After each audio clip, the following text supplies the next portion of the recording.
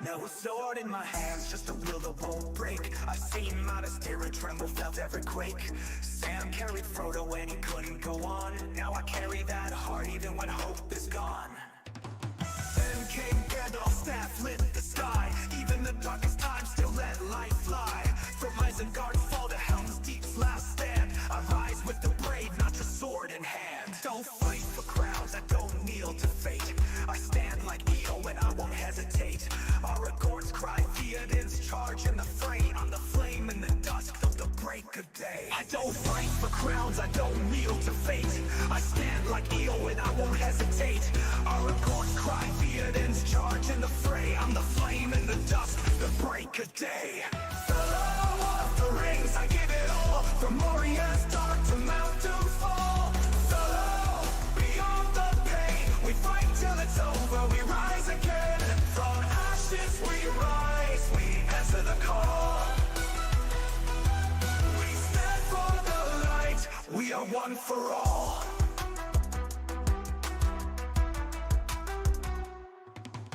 Born with the fire like smog in the air, but I learned from Boromir, beware despair. Power corrupts, the ring's heavy price. Gollum fell chasing it twice. I saw Denethor fall, blinded by fear, while Faramir stood, silent but clear. Galadriel's grace, but a fire inside. She passed on the test, while others just lied. I'm not just a fighter, I'm light through the shade. Like Legolas, swift, and Gimli unafraid. From Rivendell's peace to the Black Gate's cry, I rise like the eagles, I will not die. Hello, we give it all. From the Shire to Shadow, we heed the call. Hello, beyond the flame, with hearts unbroken, we rise again. Through trolls and wraiths, we rise through the fall. We stand for the weak, we are one for all. Hello, through fire and stone, from ends that march to thrones overthrown. Hello, no fear remains, even Sauron's shadow breaks at our name. We carry the ring, we answer the call. We stand as the light, we are one for all. I am here with the fellow of the ring.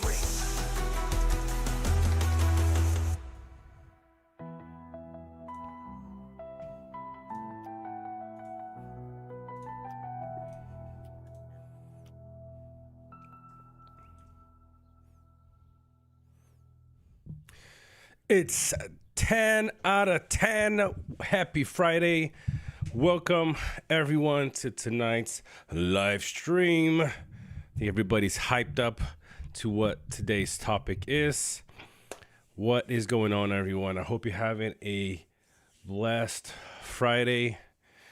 We are able to start a little bit earlier today. Isn't that just beautiful? Ideally, we'll be starting our live streams on a regular basis on a pretty much fixed schedule, especially now that we just introduced a new game yesterday that, I'm live streaming. So how's everybody doing? We got King of the Dead here in the chat. We got Noah B, Salt, Captain Barbosa, Ryoman, Hamid. What's up, Isaac? Shout out to Isaac. Man, I got a ping on my PayPal earlier. Like, what's going on? Appreciate you, Isaac. What's up, Adrian? Sebastian. We got Whale, Hurricane, RH. We have Necromancer. What else? What's up, Evolution? Queen Cleona, Dark Magician, Two Steps, Jake. There is a lot of people here, and we haven't even started yet. Okay, let's see what the world chat here is saying. We got, I think, like somebody posted. Yeah, boy. There we go. Shout out to Jax. Matsumoto will check here. We'll check this a little bit later. Maybe we won't have time to check out stuff in the game today. Still, we're prepping for the war, so might not be much happening there. But today we're going to be going over, I mean, come on, did you not read the thumbnail? Did you not see the image on the thumbnail? Did you not see the title of today's video or video live stream? We're gonna be doing a pretty concise but thorough tier list today. All right, and I'm gonna be joined by, let's see who all we have. All right, we already have 3 of our guests here. We got G Unit in the house. If you guys don't know who G Unit got, it's Maddox. You might know him from last season if you played in the Lame Order Toby Honk and Bear server as Emma Watson. What's up, Jose Lucifer Music Bro? Like, we got a lot of people in the house. Everybody's wanting to know, you know, who they should invest into. And don't worry, we got a pretty complete tier list for you guys. Okay, so I'm gonna be joined by, like I said, G Unit, Maddox, Jax Kelly, who's with me all the time here. Vessi's gonna be joining us today as well, and we're waiting for a couple more people to hop on. There is two other guys that I'm waiting for. Let's see if Turgon shows up, if he's able to make it, and NayJ should be also joining us today. Where is Jax? All right, so Thurgon will be coming on in just a little bit. Okay, I'm gonna hop on in the in the voice chat in just a second so we can get started. We need to be pretty concise because there are a lot of commanders to cover. Okay, and so yeah, let me hop on and get started. Where are we going? All right, guys, can you hear me? Okay. Jax? Yeah. All right, cool. Can you guys see the bubbles at the top of the screen here when we talk? So you know who's speaking at a time. Yeah. All right, cool. They're there. Cool. Let me just turn down a little bit. Right, a little bit loud. All right.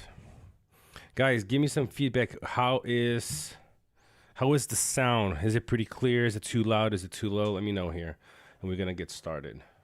Maddox, are you okay to speak? Or are you gonna keep your mic muted, or are you able to speak as well?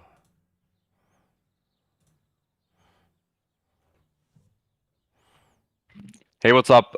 Yeah, I'm able to speak. All right, sweeto. All right, guys, just a couple of things before we get started. Then don't forget, got more people than we, at the very beginning before, like we usually do. So don't forget, if you're new, don't forget to hit that like button, hit the subscribe. Oh, Turgon has joined. Turgon is in the chat. All right. What's going on, guys? What's up, Turgon? Are you walking the dog or are you done walking the dog? Turgon. He's walking the dog right now. All right, that's good. That's fine. That's fine. NayJ just texted me. He DM'd me saying, I'll hop on after walking the dog. So NayJ is also walking the dog. Oh, wow. It's a perfect time for people to walk the dog. Perfect. Sounds good. All right. Okay, so let's get going, guys. So, Vessi, can you I'm going to say something so I can know that your mic is working properly? All good here. All right, sweet. It's cool we got everybody here like this. A lot of intelligent minds.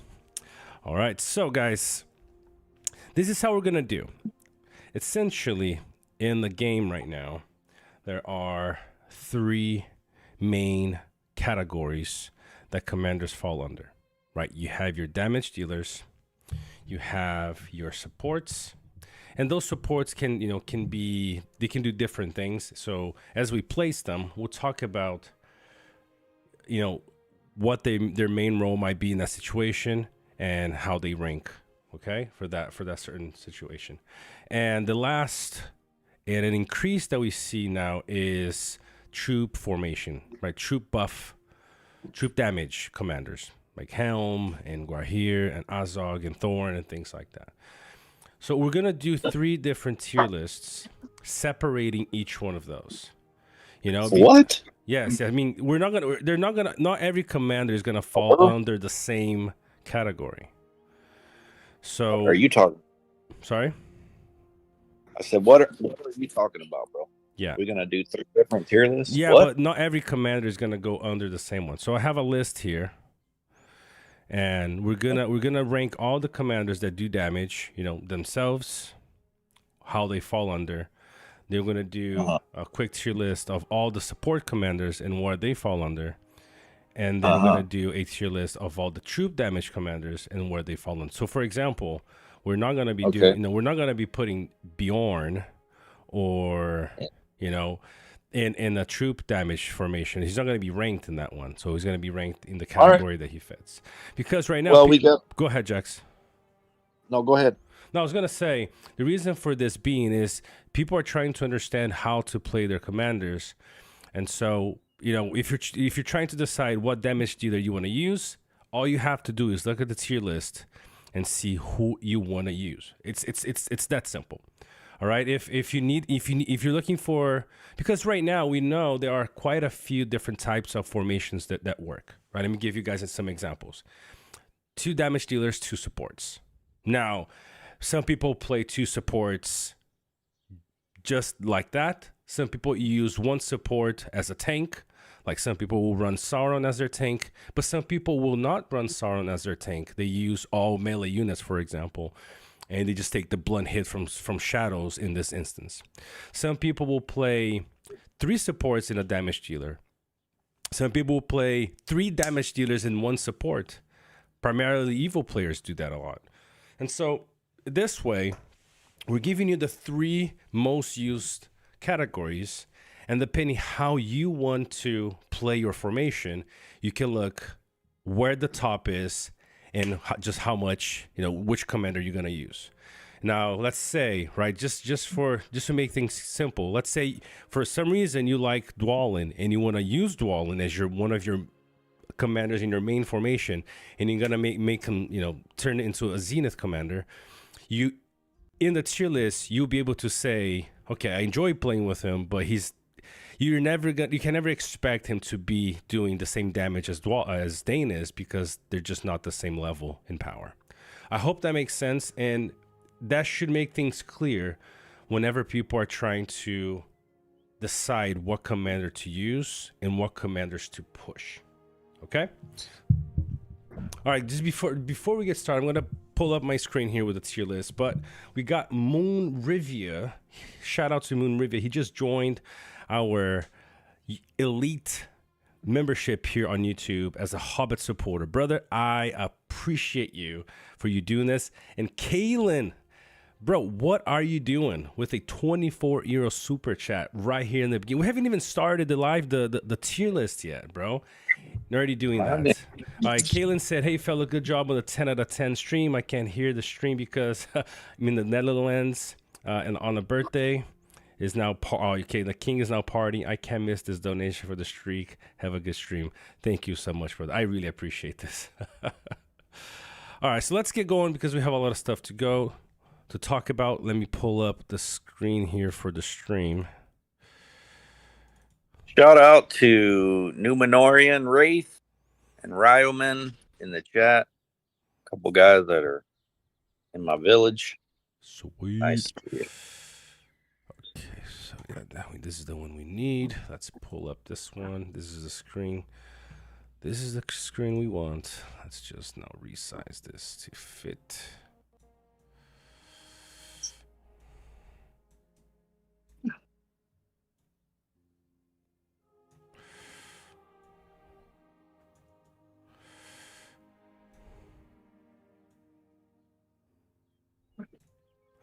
There's a lot of commanders here, man.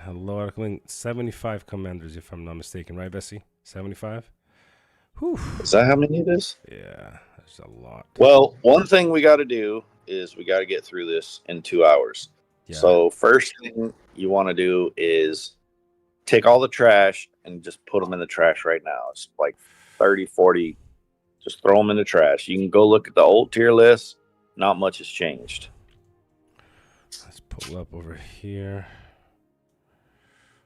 I think this should be good to go. All right, cool. So we're gonna keep things pretty simple. We got, these are all the grades we'll be using: S+, S, S-, A, B, C, D, and F. Okay, it's pretty simple. We're not gonna be going too deep into commanders. This is essentially to help you guys understand where they are. So yeah, it should be pretty simple to get through.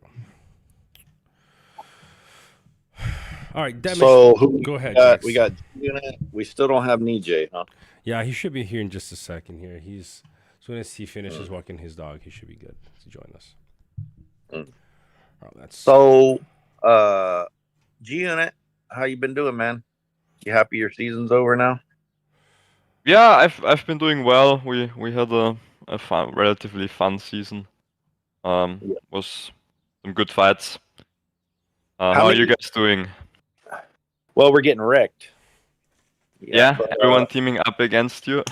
Yeah, but you know what? The leadership of all the other kingdoms against us, because we started out, all right, we're just going to fight everyone and whatever. And, we got wrecked or whatever. But the other leaders have gotten with our leaders in a leadership chat, and they have balanced the server now. So I got to give them credit for making it balanced now. So now it's going to be a 2v or 4v4. So it's going to be, let's see, Illy, Fence, Noad, and Fire, and Neon against Desal, Keon, Yudes, and Soul. Oh, very nice. Yeah. How many did you guys do a merge with Order, or you just kind of teamed up with Toby? How many people you have in Order right now? No, we just teamed up with Toby for a season. I see. And they had some overflow, I suppose. But right now we're waiting on some friends in back end. So when we start the next season, we'll probably be full again. Yeah. Wait, did you say they joined Toby for a season? Are you guys not together for a 200 player kingdom? No, we won't be together next season. No. Gotcha. Okay, interesting. All right, well, sounds good. All right, guys, I have a list of here of the commanders that I want get your guys' take on. So I'll tell you what they are. It's hidden on the stream. You guys can't see. So as I mentioned their name, I will bring them up here, and then we can talk about them, and we'll place them. It shouldn't be too bad. Let's start with the damage dealer. So still the strongest meta.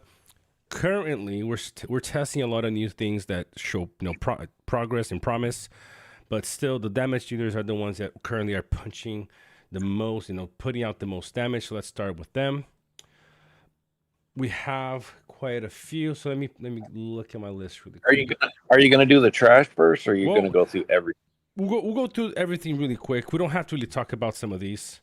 So for example, let's start with this guy here. Treebeard. Treebeard has 2 damage skills. Where would you guys place him? We are going to go through everyone. Okay. Well, we're going to have to limit this to like 30 seconds. No worries. Except T3s. T3s if you want to, I guess, because if not, this is going to be a 4-hour stream. No worries. What do you think, Jax? Are we doing trash? What about you, G-Unit? Yeah, not a great commander. Okay. Turgon? I give a B. B for Treebeard. I like he has a stun. Yeah. He has a stun, and I think stuns are useful. And he can be pretty beefy. Like, he's not going to do a lot of damage for you. But the formation will be difficult to kill.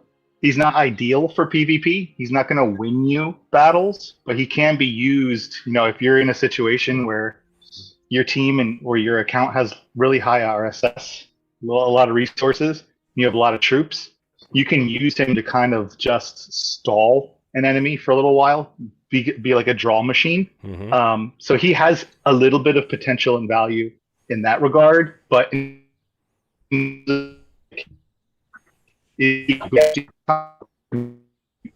into like Fey. You're breaking up. Turgon, Sounds you're like, breaking up, brother. sounds like you're in a submarine. You're way past your 30 seconds, so we got to move on. What about UVC? I think he's either a high C or a low B. He really shines better in the troop damage area. Like funneling the damage like we talked about previously, doesn't it? Interesting.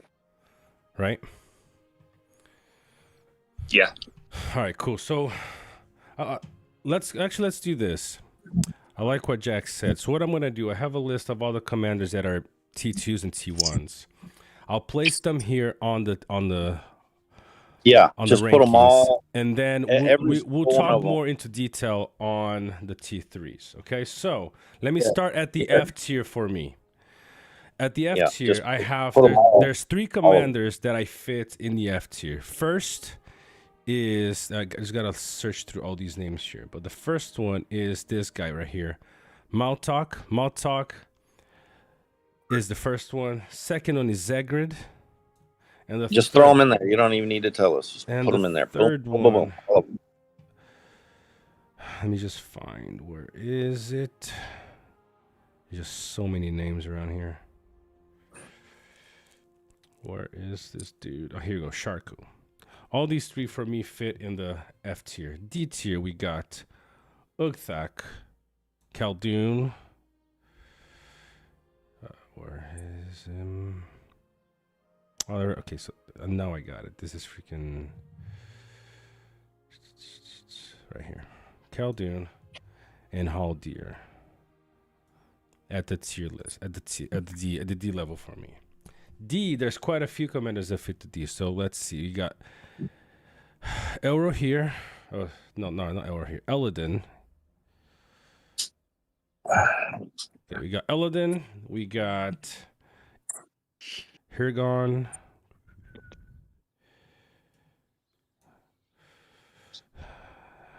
Adonai. I'm back. Can you guys hear me okay? Yeah, we can hear you good now, at least for now. Much better. I changed my mic. I'm on my PC now, so Nice. should be no issues. Now you got out of your submarine and went on land. Faramir. Ugluk. Where is Ugluk? And sadly, Ballin. B level, you got. Can I ask a Go ahead. real quick question, and this is for everyone? Are there really any tier 1 commanders that are even worth discussing at all? Nope. They're all Because trash. otherwise we can just skip Yeah. them all and save Exactly. ourselves a whole bunch of time. Just put them all on put everybody T1, T2, just put them on there. There's a few TTs going to come out, but for now, let's just throw them all on there and expedite this. There's only about maybe 5 in total that you can actually use. There you go. Like against the meta. There you go. Great for pathing and PvE, taking tiles, farming, No, but people know how to do all that already, I think, or you know what I mean. They figure that out. not really. But That's we can true. pretend. Actually, that's true. You're right. What the hell am I saying? You're right.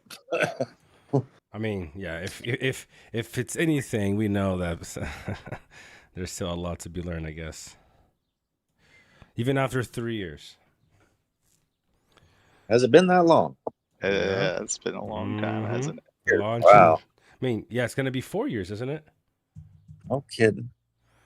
All right. So these are all the damage dealing commanders. Remember, when you say damage dealing, is the commander doing the primary damage. Okay. So this is where I have all the T1s and the T2s. Treebeard got lucky and he's already placed over here. Okay. You can maybe just put every other commander that's T3 maybe at the bottom for right now, so everyone can see it, and then we'll slide it as we go through them. Or you want to? How do you want to do it? So good. I can do that. So we got Saruman, we got Bjorn, we got Bard, we got. Let's see how we got. Oh, what the? What was If this? you put them all on this, what the hell? I don't know what happened here. Give me a second. You know, Just a quick side note. You can't see the speech bubbles now, right? So I'll just point it out. Give me a second. There's something just. Okay, here we go. Oof. you got hacked, bro. I thought I did. I was like, what's going on here? Here we go. We're back. Okay, I'll put the speed bubbles back up here. I think we're good now. So here we go. Thank you.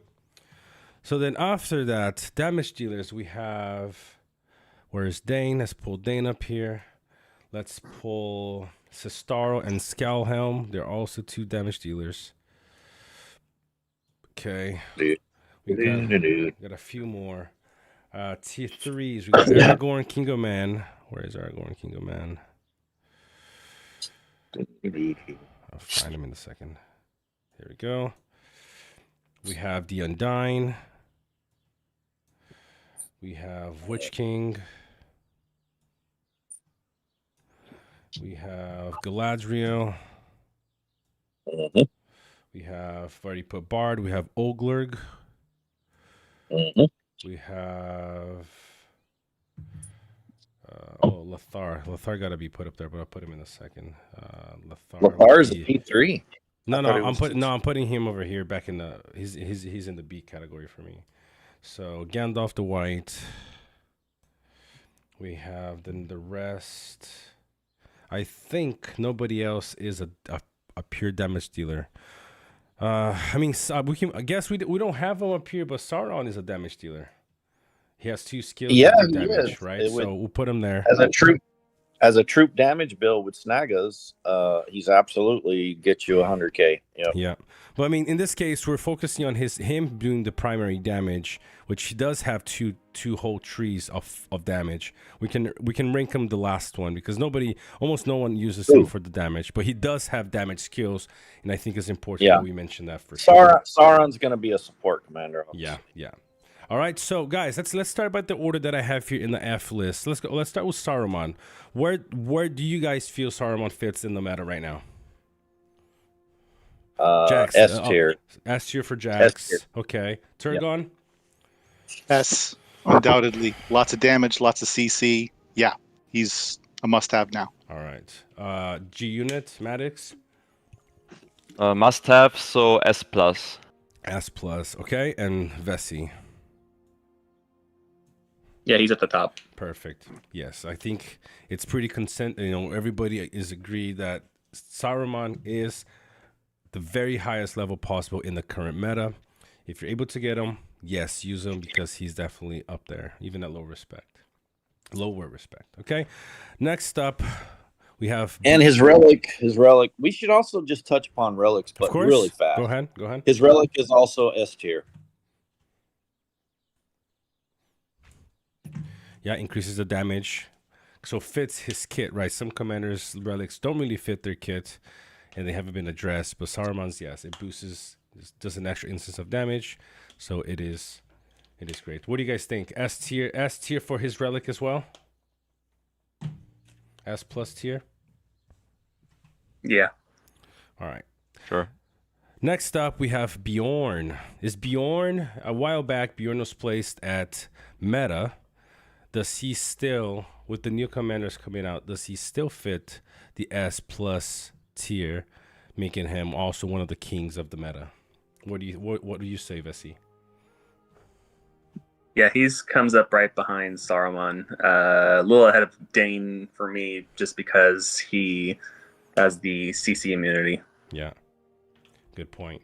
And a lot of times in the current meta, Dane does get hurt by the same CC that some of these meta commanders have, right? Like Saruman and some other ones too. So yeah, okay, Turgon. Yeah, 100% on board with what Vessi just said, and just wanted to add that he also can inflict madness, which is beneficial as well. So he is immune to CC, he puts out a lot of damage, and he can inflict some CC, which is good. All 3 of those qualities are what you want in a damage-dealing commander. Yes, true. Let me just pull up another screen over here. Okay, and what about you, Maddox? What do you say? I agree. Sweet, same here. Now, what do you guys say about his relic? Is his relic okay? So let's talk about Saruman really quick. Quick question for you guys, for everybody that's watching: is Saruman's relic, in your opinion, worth fully refining? Go, go, Jax. You first.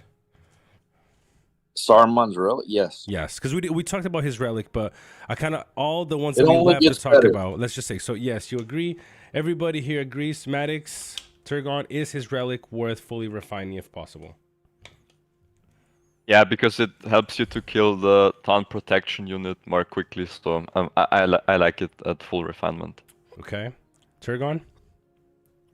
Yeah, for me, the more you refine the relic, the higher his damage output becomes, and therefore it has good value. Great. I think there's some other relics that may have slightly higher value, but it is definitely up there. Sweet. Vessi. Yeah, I mean it's at least three refines on it, upwards of 5. Yeah.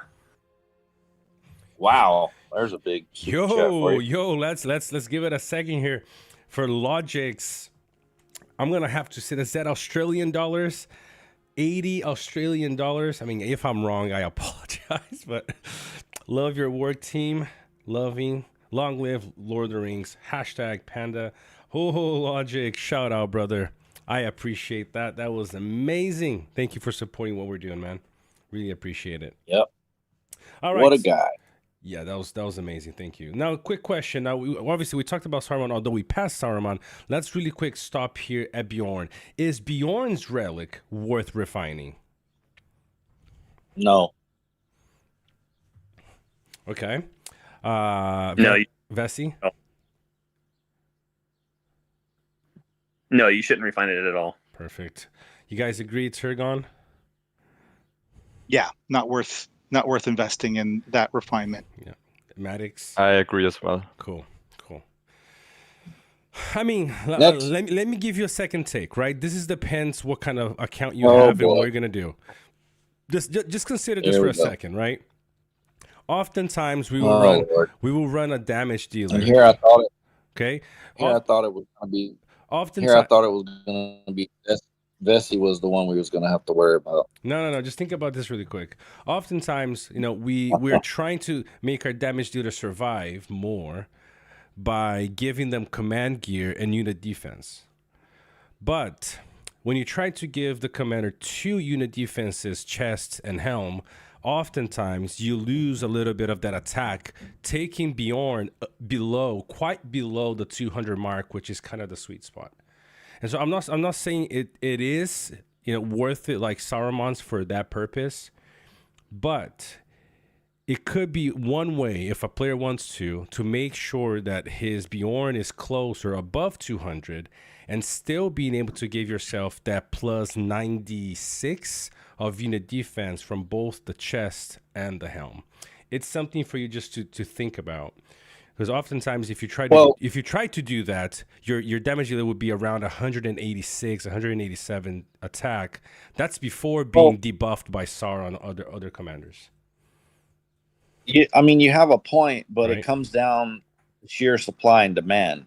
Yeah. How much money do you have, and how much is it going to take to refine every single freaking relic that's somewhat good over the ones that are really? Of course. That's what I'm saying. I'm not saying it's. I'm just putting that out. Not saying that I would if right. Let's say I'm running Bjorn and Saruman. I'd definitely be doing Saruman's, not Bjorn's.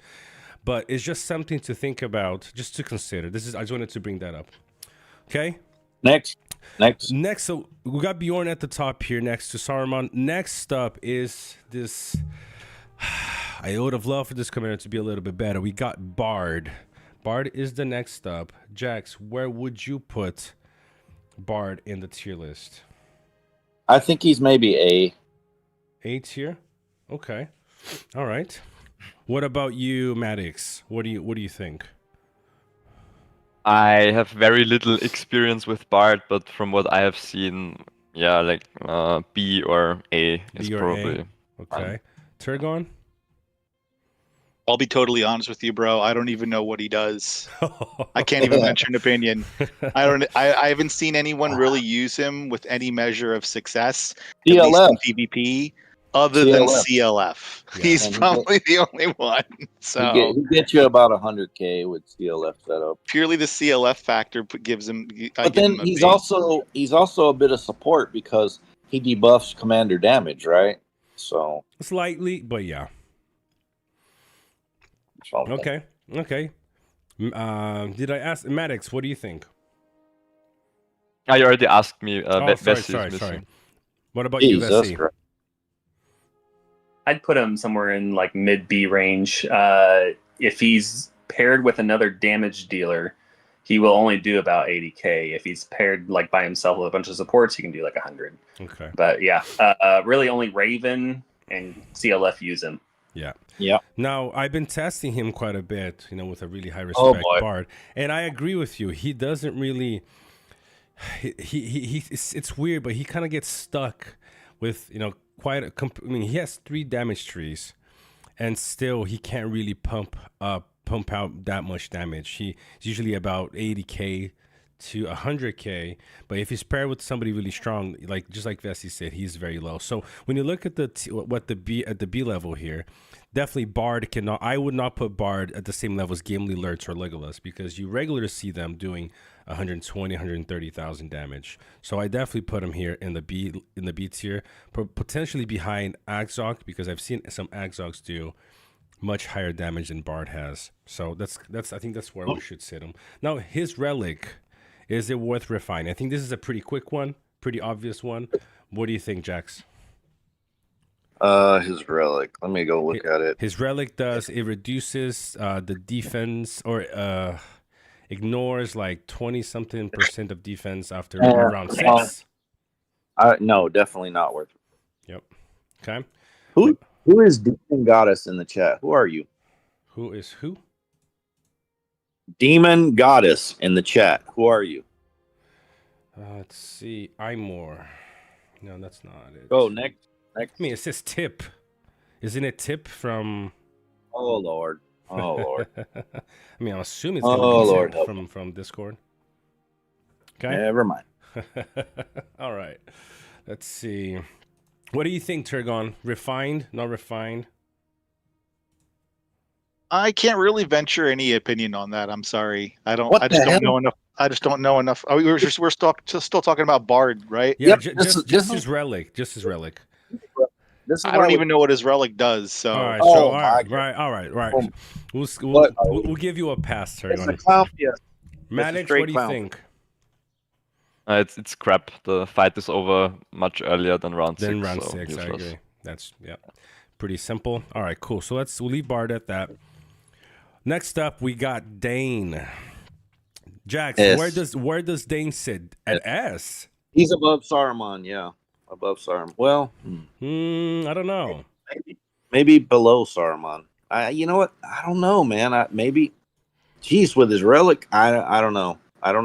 He might be above Saruman. He might be below him. I don't know. Okay. Probably above. Well, he's definitely S+.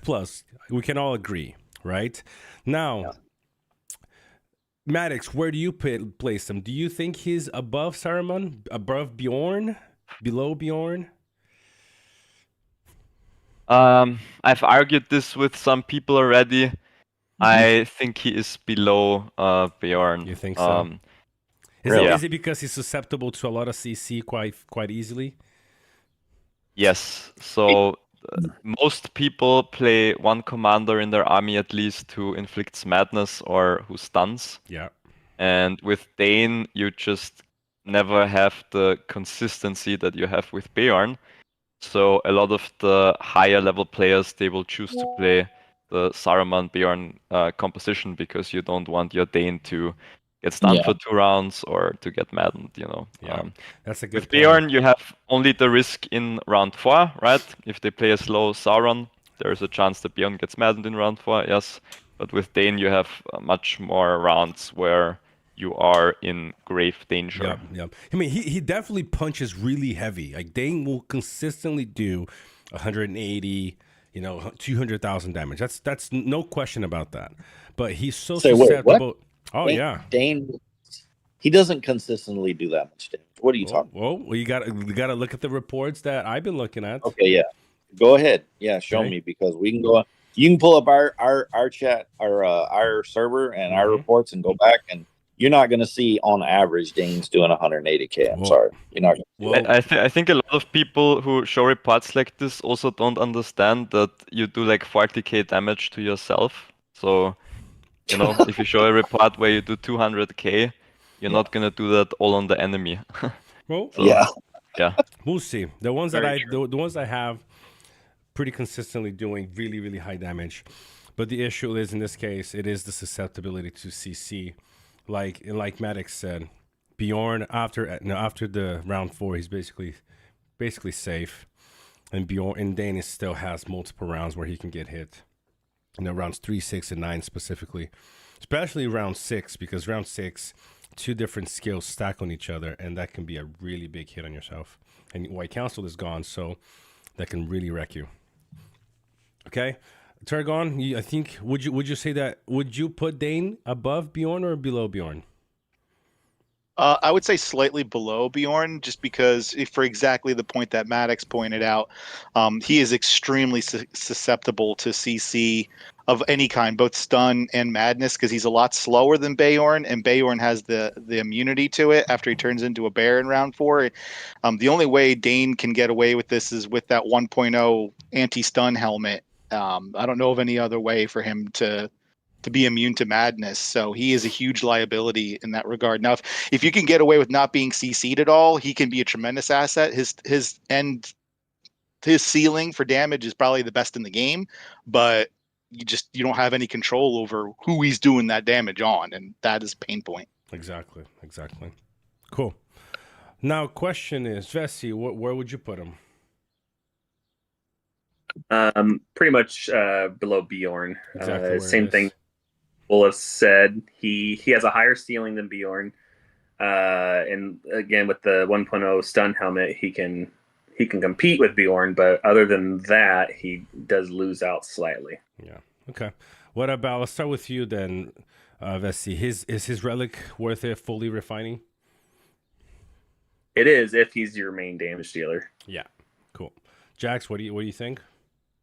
Yeah, his relic is worth refining. For sure. Turgon, Maddox? Agree. Cool. All right, guys. This is a commander that I don't have.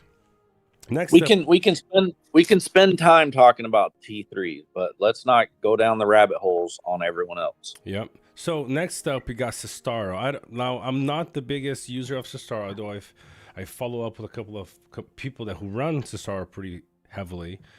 Where would you play Sestaro, Jax? You You use them, right? Yeah, he's in one of my 3 formations. I'm gonna have to say A. A. Okay. Yeah. Okay. Put him here for now. What about you? Maybe Ves- S-. S minus. A or maybe? S. Okay. I mean, actually S-, because you have S+, S-. So we're gonna have, he's S- for me. Okay. What about And the you? relic? Yeah. The relic is also S tier for me. So worth refining. Okay. Fully refined, it's S tier. Sorry. Yeah. What about you, Vessi? Yeah, I kind of go back and forth between which one of these is better between Scal and Sestaro, but again, the relic's good. He's got the CC with Ring Wraith, so he does pretty good. S-. Cool. Turgon? I agree with S- as well. I think Sestaro, though, in order to be effective, he requires a lot of really good gear. And I don't know about the respect factor so much, but I've seen some people run Skullhelm with, not the best in slot gear, but just amp up the speed or amp up the front end damage, and they shine a little bit. So I would put Skull a little bit ahead of Sestaro. Vessi and I can debate that offline, but yeah, I agree. Overall, once you get him tuned up, Sestaro can be pretty nasty. Am I wrong to think that Sestaro does have a higher damage than Aylmer, though? Because, I mean, I haven't seen that many Aylmers being run, and I usually don't see them doing that often, 130, 150,000 damage to 140,000 damage. think the way that they play are very different. I mean, Sistaro is pumping out elemental damage, and Aomer is kind of like a hybrid between, he can do a little bit of commander damage, but not high end commander damage, and he also can buff the troop damage with the horsies. So you're getting like a blend between him doing like 70, 80,000 and the troops doing like 70, 80,000 to reach that like 120, 130, 140 mark with, again, high end gear, relic, all that kind of stuff to jack him up. Whereas you can just run Skullhelm out there with a bare bones relic and some quick gear, and she's going to pump out 100K every time. Okay. All right. Okay. Keep him here for now then. Maddox? I agree exactly with what Targon said. I think if you have the gear, he's very good, and I would put him above Eomer in the S- tier. The problem is a lot of people have this commander at Zenith, but they don't have the gear, and then you have reports where he hits for like 40 or 50k Wow. because they don't have the agility, for example, right? That is needed to bypass the White Council and things like that. But if you have the gear, he's solid. Requires some investment, of course, but yeah. You think Aylmer is more plug and play, and he'll be pretty consistent even with a more plug and play gear sets? Yeah, for sure. Yeah. I think Sistaro's better than Eomer, though. Yeah, I think so too. Okay, that's what I was thinking. Although I get what you guys are saying, but in this case, we're trying to showcase to everybody that's watching here, kind of like the potential of the commander. And so, like we're not doing here free to play, R10 or Zenith. We're just kind of showing these are the best at what they're doing. So Saruman, he is the best at doing damage in all of this that we ranked so far. Now, does he need Zenith? Does he need R5 to be S tier? This is pretty easy to understand. Okay, I want a damage dealer. Either I'm new to the game, or I just got out of season 2, and I'm gonna start investing in my heroes, in my commanders. I can look at here and say, okay, I want to compete with the top dogs. So then I want to run the 2 damage dealer, the 2 support formation. Who am I gonna pick? Like crap. Oh, you can easily say, okay, I'm gonna pick Saruman and Bjorn. Now that might be stale. You might see that everywhere in the season. Yes, but that's because everybody's trying to compete. And if you want to make a conscious decision, saying I don't want to run both of the top meta formations, you say, okay, I want to run a mythic and I want to run a T2. What's the best T2 in the game damage dealing? Okay, the Shadow, according to what we're saying here, the Shadow is the best. So maybe I should run Saruman and the Shadow, because Shadow can pump out incredible amounts of damage too in the right setup. I mean, Lucy the Demon, I think, is a pretty great example in our season. Lucy the Demon runs an all-evil formation. The 2 damage dealer that she or he uses is Saruman and the Shadow, and it does extremely well, right? Yeah. So that's the goal here, guys. Because we could sit here for hours and say, yeah, but if Eomer was Zenith 7, we're not gonna go down, like Jack said, into that rabbit hole of talking specifically all the little nuances for each. No. We're gonna go down the rabbit. We're gonna go down a different rabbit hole where Fellow expounds on each commander and the theory crafting and the philosophies and the ancient history of everything possible. Oh, I would love to, but we don't have time for that. Okay. Yeah. Oh, okay. Sounds good. Next up, we got Skullhelm. We kind of Turgon touched a little bit on that, so I'll let you start, Turgon. Ooh. Yeah, so I mean, I'm not by any stretch of the imagination, just to preface, a Skullhelm expert, but I mean, I've seen him used a lot the last couple seasons. We have a couple players that use him really well, and last season when we played against Aces, they had a lot of players that used her really effectively, and she's got a lot of benefits, especially the first part of the battle. I don't know her kit, like I'm not a subject matter expert on her. I just think that I've seen her used well, and I think she's a very good commander. I would put her in the S tier, just below Saruman, Beorn, and Dane. Really? You put her that high? That is surprising. Because, like I said before, she's consistent. Like she's gonna pump out 100,000 damage pretty much every battle without any real major investments in her gear. Like you get her to R10, you throw her unique on her, you throw some quick gear on her so she goes early in the battle, she's going to pump out 100k. Okay. All right. What do you think, Jax? S Skull Helm, plus? yeah. I don't know if I would put her S plus. I would say like I put her on par with Shadow in the Okay. S tier. I'd Not say S plus. I'd say S. Yeah, I feel more comfortable here because although I agree, I'll leave my I'll let you guys talk about it. I'll leave my final comments to the end. So, Jax, what do you say? Right where it's at. She's at S behind Shadow right now. Works for me. Relic, I think I don't know. It's boo boo. I mean, it does well for her kit, but it's a very expensive relic. It's never not going to run into evasion or white council. So Yeah, I don't know. it has his struggles. I get what you mean. Okay, Maddox, what do you say? I think the S tier is fine.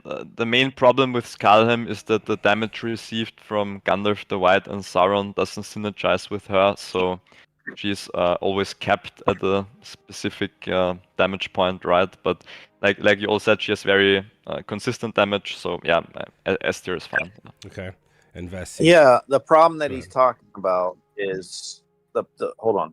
The problem he's talking about is you need your Gandalf the White to be faster than Skalhem to proc the R5 on Gandalf the White.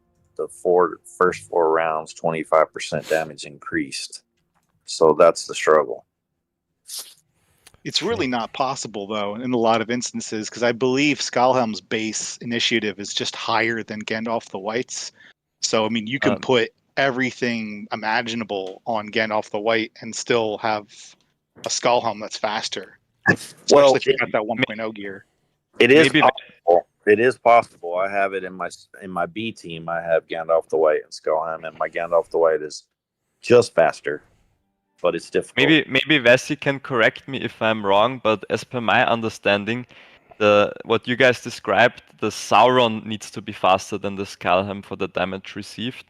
The Gandalf the White damage received, it will never proc on Skalhem no matter how fast she is because of the way of when his title activates, right?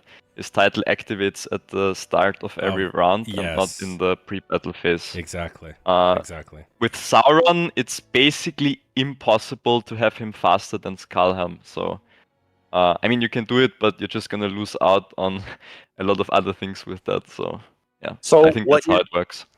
Let me understand you. You're saying that there's some kind of mechanic that's happening that doesn't line up with what the skills are telling you. So what's happening with Gandalf the White is he activates the damage received in the pre-battle phase, but it then activates at the start of the round. At each start of the round, you will see Gandalf the White gives damage received to an enemy formation, right? Okay. Skalhem, however, the calculation of the damage is immediately in the pre-battle phase for Executioner, for example, or for Nazgul, right? So it activates, you have your damage that she does, and that's it. You can't manipulate that or increase. Well, none of the skills that she has, the damage skills, can take advantage of the R5 of Gandalf the White. The R3 can, but yeah, it's only the R3. Still, like you don't want the R4. Sorry, you don't want the damage dealer to have one title that synergizes with Sauron and Gandalf the White. Right? Like to me, that's just it's difficult. But yeah, like what you guys said, if the Sauron is faster than the Skalhem, you know, you can work with that, but that's just not possible because you're gonna lose to White Council if you make the Skalhem slower, or you're gonna, you know, just many problems. Yeah. Well, it's possible, but it's highly unlikely and rare that you're going to see. It probably will involve 1.0 gear. Yeah. What do you say, Vessi? Where do you put her? So I would put her down in S minus. I feel like I don't see a lot of Skalhems hitting very high damage. I'll see like 80, 90, maybe 100k every once in a while. Really, they don't hit much higher than that against normal troop setups. She does have that like guaranteed damage that you have, but The relic will always hit White Council. Her skills don't synergize with Gandalf. They don't synergize with Sauron. And really, if they're both the same geared, I see Sistaro do higher damage on average than Skalhelm does. Skalhelm just has that benefit of guaranteed damage. Okay, now, yeah, just my thought on Skalhelm. What is your guys' thoughts on? I mean, I've seen some players being able to do quite a bit of damage even when Skalhelm's troops are basically dead. Have you guys seen that happen? You know, Melky here. His Sauron does pretty consistent high damage. So I know it's possible, but And then one more thing, the respect that you need, the gear investment that you need on her, I think that drops her down in the rankings too, because you need like Z10 for the madness immunity, and really below that she doesn't really function as well. Would you say the Sistaro needs that high level respect as well, though, to really pump out the same amount of damage too? yeah. You really only need Z1 For him. Well, that. if you have the high respect on Skalhelm, the benefit that you're able to achieve is you can get to that 5 investment on the top R1 and get the madness immunity, which ties into being able to do damage. What Fellow said is an important point. You need to consider that if you are a good player, you will probably hit multiple people with your army, right? And that's one of the big advantages of Skalhelm. She pumps her damage out pretty early, with the Nazgul. So if you yeet into a stack, you can probably do more damage with her than some of the other damage dealers in this game.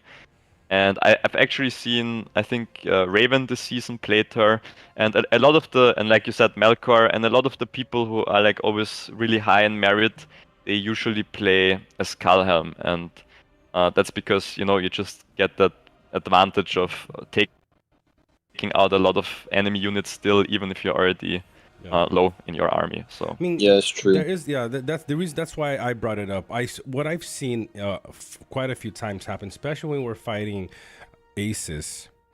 I mean, myth, aces, chaos, whatever you guys, meta, whatever you guys want to call it.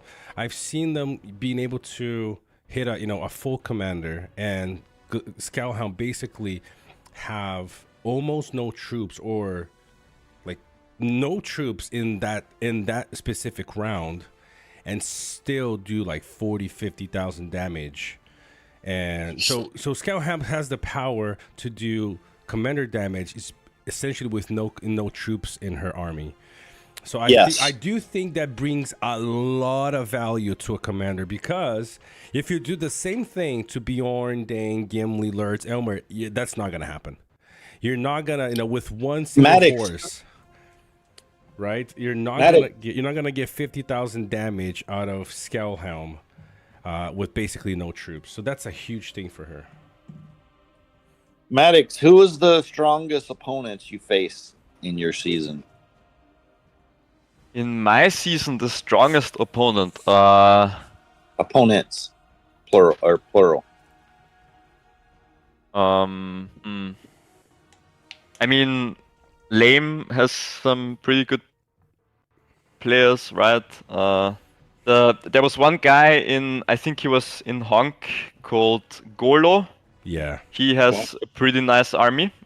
He also plays relatively smart. So for me, when I answer a question like this, I always look at like how does the player play and what do they do with their army, right? Yeah. So it's not only about having like the shiniest commanders and whatever. Right. And this guy was pretty good. I think he managed to take out quite a chunk from me most of the time. Yeah.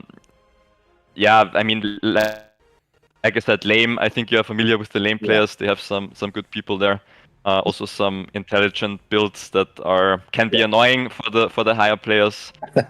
So there were a couple of really good people. I don't want to leave anyone out, so Was there anybody that beat you straight up A versus A? I mean, consistently, I would say no. But of course, you get those situations where the Saruman gets stunned for 2 rounds, or the Bjorn gets maddened in round 4, and then you can lose a fight sometimes. But consistently, it's no, I don't think there was anyone who I was worried to hit. Yeah. Good. All right. Cool. Moving on. Okay. I think everybody's happy where Skelhelm's at, above Elmer, but maybe a little just below Sestaro, or maybe you can kind of interchange them. Being honest, I've seen Sestaro and Skelhelm kind of do. I don't really pay attention to either of them because it's just not two commanders that I personally run. So, but whenever I see them both doing damage, I'm not seeing a huge difference between both of them. I love to see Stephen John. I think you mentioned who you are in the game on Discord. I haven't seen. It's been a while since I've seen a Skelhelm do 140,000 damage, and Bro, Melky's does that almost every fight. Yeah, it's pretty consistent. Yeah. Yeah. And Lonely also has a really nasty Well, Skullhelm. Lonely has, or simply the snap of his fingers can have full zenith, maxed every single thing, relic, gear on any commander he wants. Just snapping his fingers. Yep. Just pointing to the extreme side of the bell curve. Yeah. I think Raven also. Yeah. Definitely. Okay, so we'll leave him at that for now, so we can keep moving on. Let's do Aragorn, King of Man. Where do you place some Maddox? As a damage dealer, I think he's pretty mediocre now. I guess like around A is probably fine. Really? You think he does the same level of damage of Gimli, Lurtz, and Legolas? I would put him at the bottom of A or the top of B, whatever. Okay. I think it's kind of aligned with my thoughts. Okay, Turgon? So are we talking about ACOM strictly as a damage dealer, or are we saying as a commander overall? His damage potential, his damage dealing potential? Yeah, I keep him where he is. Okay. Jax? Yeah, right where he's at.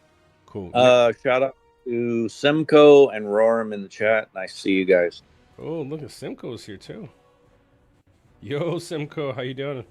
Good to see you. What about you, Najay? Where would you place Aragorn, King of Man, as a damage dealer? Najay, did you walk your dog to like the next country over, or what happened, bro? But I was sat here, I think, already almost half an hour in this chat just watching. Yeah, I just saw your name pop out. Okay. No one said anything, and I didn't say anything. Let me hit up Najay. Okay, no, I get. I don't know, King of Man. Yeah, definitely. As a damage dealer, he's not going to be very high either. I think that's a good position. Okay, sounds I think good. it's still higher than the B players. Okay, sounds good. Vessi? I'd probably put him high B tier. I think as a damage dealer, occasionally I've seen him do like 110, 120, but it's not very consistently that high. So I think I put him high B. Okay, cool. Interesting. Jax?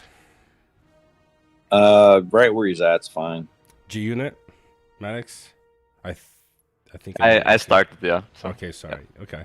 Yeah, King of Man, he's definitely, I don't think he's above any of the T2s that we have. I could see him, I think I've maybe more than Vessi has. I do pay attention to Aragorn, King of Man quite a bit. And I've seen some reports of him being able to, hit that 100k, 90k, 100k, even at lower respect than, because he only has 2 damage trees. So, yeah, I think bottom of A or top of B in that region, is fine for me as well. I think. And the relic, what's the relic? Trash, right? Well, for his if you're gonna run his as your damage dealer, his relic doesn't really do you much good. He does on the other setup that we're gonna talk about in a second, but in this scenario, doesn't really do that well. What do you guys say? Yeah. You agree? You guys agree? Relic. I agree. Okay. Yeah, Remember, I in this agree. case, we're strictly talking about his role as a damage dealer. So you can say yes, his relic is good for the other thing, but it doesn't really do much. Doesn't really pump his damage up, by having his relic. So if you're gonna run him as your damage dealer, then no. Yeah. Next. Next up, we got Undying. Undying be a surprising one to talk about as a damage dealer because he does have 2 damage trees, and so Why is he in the why is he here as a damage? Oh my goodness. because he has 2 damage. No, he has 2 damage. Yeah, trees, yeah. So Okay. where do Yeah. you put him, Jack? Since you do run him when one of your main formations, so where do you put him as a damage dealer? What's his? If you're still using Undying as a damage commander, you're doing it wrong. He is a S tier support commander. His relic is also S tier. Okay. Good. Okay, so as a damage dealer, where would you put him? Low B, at B, up? I don't know. Probably like Aragorn, somewhere around there, or even lower B. It's just not worth doing. Yeah, it's not worth doing. Better as support. Okay, so let's put him over here for a second. Okay, let's put him at B for now. Okay, somewhere here. What about you, G Unit Maddox? Yeah, I agree. I haven't seen Undying do amazing commander damage, so yeah. All right, Turgon. What are we talking about? Undying as a damage dealer. Lord have mercy, this dude. My goodness, can't take. Oh, this Undying as a damage dealer? I'm not sure. I think he's okay. I agree with Maddox. He's probably B. B. I think he's on a the better average. tank personally. Okay, sounds good. Okay, Najay.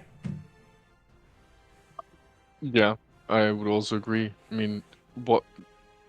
Just use Shadow. Exactly. He does the same, just better. Cheaper and better in that case. And Vess, you close with you on this one. Where's Vessi? Yeah, he's practically identical to Bard with the damage output. Sounds good. We'll put him there then. All right, guys. Next up, we got the Witch King. 2 damage trees as well. Where would you guys place? Where would you place him, Jax? Witch King as a damage dealer. As a damage dealer, he can be kind of decent. So I'd say top of B maybe. Top of B maybe. Okay. All right. That's interesting. Okay. Just a damage dealer, but again, out of place, I think. But Yeah. No, you're right. Well, his best kit is not as a damage dealer, but yeah. Maybe, so I don't know, maybe a little lower. I don't know, somewhere in B. Okay. I honestly don't think any of these guys do output more than Axog. Axog is probably the best T1 for damage. And so he doesn't I've seen Axog do 120k before, which rarely seen Witch King be able to do that. And his relic is trash. Don't invest in it. True. All right, Vessi, where would you put the Witch King?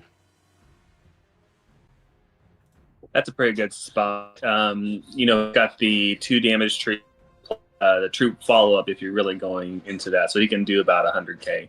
Okay, all right, sounds good. Turgon. I agree with that. Cool. G Unit. Maddox. Yeah, please don't use Witch King as an elemental damage dealer, but yeah, he's fine there. Yeah. Thank you. Exactly. He shouldn't even be on this list at all. Yeah. It's just a waste of time. Nor should Undying. What about you, Najay? Yeah, it's fine. I mean, he has the Nazgul, he has another damage thing, so he can dish out well. I think I've seen it once. It's nothing great to brag about, but it works. Yeah. Does the thing. That's why I think B is kind of like the average spot, which is good. All right, guys. Next up, we have Galadriel as a damage dealer. Let's let Najay and Vessi take this first. Yeah, please. Najay, where would you put Galadriel as a damage dealer? It's difficult because I'm mostly when I see her, I play her with a more main damage dealer on the side when I played her, so that of course loses a lot of her damage. So I think she has potential higher, but I think she's going to be around the A tier. 8? It's going to be higher than King of Men, definitely. Okay. Maybe around Legolas. There. Okay, that's Maybe Bessie interesting. might know more about the pure damage. Yeah, I mean, Vessi, what do you think? Does she get as high as, to be over Aragon King of Man on average? I'd say it's about the same, really. So she can go, like, if you put her with 3 support, she can go upwards of like 120, 140, but that's not going to be your average. More like 90 to 110 would be what I would typically see with other damage dealers. So I put her either in B, like around Bard's level, or low A. Low A. Okay, so kind of where she's sitting right now. Okay, sounds good. What about you, Maddox? Yeah, bottom A, top B. That's fine. Yeah. Okay, Turgon. Yeah, I agree with Maddox. That makes sense to me. Cool. And you, Jax. Yep, concur. Cool. Next. Yeah, nobody runs as really, as a damage dealer when you got her higher respect. So cool. Next up, we got Olglurg. Not a commander that Trash. you really see every Trash. day. Trash next. So F for Jax. Trash next. What about you? I mean, some people might put them different, Jax. You might be surprised. Oh Lord, have mercy, help me. Oprah, help me. Tom Cruise, help me. Somebody. Najay, where would you put him? Difficult. I think he doesn't really deal much. Maybe bottom of C, somewhere there. Okay. Or like not bottom, but I guess around C. I think he can hit harder than a few there. Sounds good. Okay. What about you, Maddox? Have you run Olglurg at all? Not as commander damage, so I agree. Like C is fine. Yeah. Okay. What about you, Turgon? I would put him below Treebeard, either in the C or the D column. Okay. What about you, Vessi? Again, he's either going to be B tier. So damage, you can do over 100,000. If you mix command, You're breaking up, Vessi. you can really call that. Oh, sorry. So I put him in B, because he can do over 100,000. But I've seen him up even 200,000 doing creep damage. But that's more of the other tier list. Yeah. So you've seen him doing 100,000 damage himself, not hybrid, you mean? Yeah, just his commander trees. That is very rare. That's interesting. I haven't seen him do that kind of damage. I would say though, I haven't seen Treebeard do more than Olglurg though as a commander damage. I mean, I've seen, we got that piece of Ash player who runs him as a troop damage, and he does over 100,000. But I haven't yet seen Treebeard alone doing more than 50, 60,000 of damage. So let's leave Olglurg. I said top of C. Obviously, not many people play him, so it's kind of hard to really pinpoint. His average will be really high or really low. So some of you guys said kind of in the middle of C. Investi kind of said towards the B level, either top of C or bottom of B. Although I think I've seen on average Aragorn 2 do more damage than Olglurg. Not a whole lot of experience though. Okay, so next up we just have 2 more to go on this one. So Gandalf the White is the next one, and I'll let Vessi go first. Vessi, where would you place Gandalf the White as a damage dealer? So thinking about where we're placing these commanders, you got to take into account when you have free-to-play players who just unlock these commanders, they have 2 damage trees right off the bat. So he can probably bottom of B tier. And then you really don't get into that damage tree until, later on when you're high respect, when you're actually building these commanders. So he can do, 70, 80, 90K with the damage gear. Yep. Something to consider on Gandalf the White is you can say, well, but he has White Council and White Rider. Yeah, but if you're low respect, it's either one or the other. If you want to go damage tree, then you're missing out on that 25% on himself and the White Council for mitigation, kind of like what Vessi said. So that's an interesting point. What about you, Jax? Where would you place Gandalf the White? Next, okay. Turgon? Gandalf the White as a damage dealer, I think I played around with that. Like, 5 seasons ago, so I don't know how it is today. I don't think it's very different after 2.5, but I'm pretty sure the best I could get him to do is like 80k. So B tier, yeah, where he Sounds is good. there, it's probably fine. Yeah, Sounds good. NJ? Yeah, I'm thinking so too, because especially when you go, he gets more interesting once you get high Zenith level, because then it's actually a good idea to rebuild him to damage, because he still is tanky by himself. He still has a support role, and he does some extra damage on the side. Plus his relic will do a little bit as well. And you do around, like you said, 80k, and that in just a support role, because he's not. You have 2 other DDs there, and he still does a 70 to 80k sometimes. So it's a strong pick in that regard, and in very low respect. I mean, he can do something. So yeah, B in that case. Yeah, B is kind of like your average, which is a good place. We could have called that average tier. What about you, Maddox? Where would you place him as a damage dealer? You agree? Yep. So, I agree. So do I. So keeping up that. Last but not least, looking at Sauron as a damage dealer, where would you place him, Jax? Commander damage dealer. Trash. Next. Trash. Okay. What about you, Matix? As a damage dealer? Oh my god. Yeah, I mean, he has 2 damage trees, so you might have maybe for us it's obvious, but we are getting new players coming in. They might be asking, well, I have him at R2, and that it's 2 damage trees, so he's not. No matter how you try, you're not gonna get no freaking damage from him as a commander. Only as a troop damage commander. That's it. Let's move on. I guess he's like top of F or bottom of D or something like that. Okay, top of F or bottom of D. Okay. What do you think? And then Lurch you got to put up there in S minus. He's not A. He's higher than these guys, I think, or at least top of A. I don't know. If we're gonna move Lurch, then we gotta move Gimli at top. If Eomir is S minus, then Lurch for sure is doing what Eomir is doing. So I don't know about Gimli, but Gimli and Lurch are pretty low here. Yeah, I agree with that. So up here. And then some people might say Legolas is also doing 150,000 consistent. Yeah, he can. I mean, I'm saying whatever Eomir is doing, Lurch is capable and doing himself also.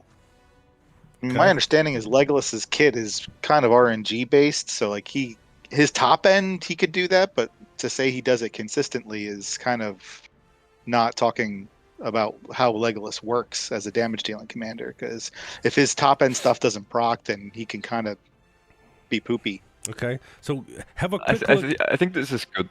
Okay, so have a quick look, guys. Anything you think it's out of place? I'm looking here and I'm like, okay, I'm liking the way this looks, and anything that we're missing here.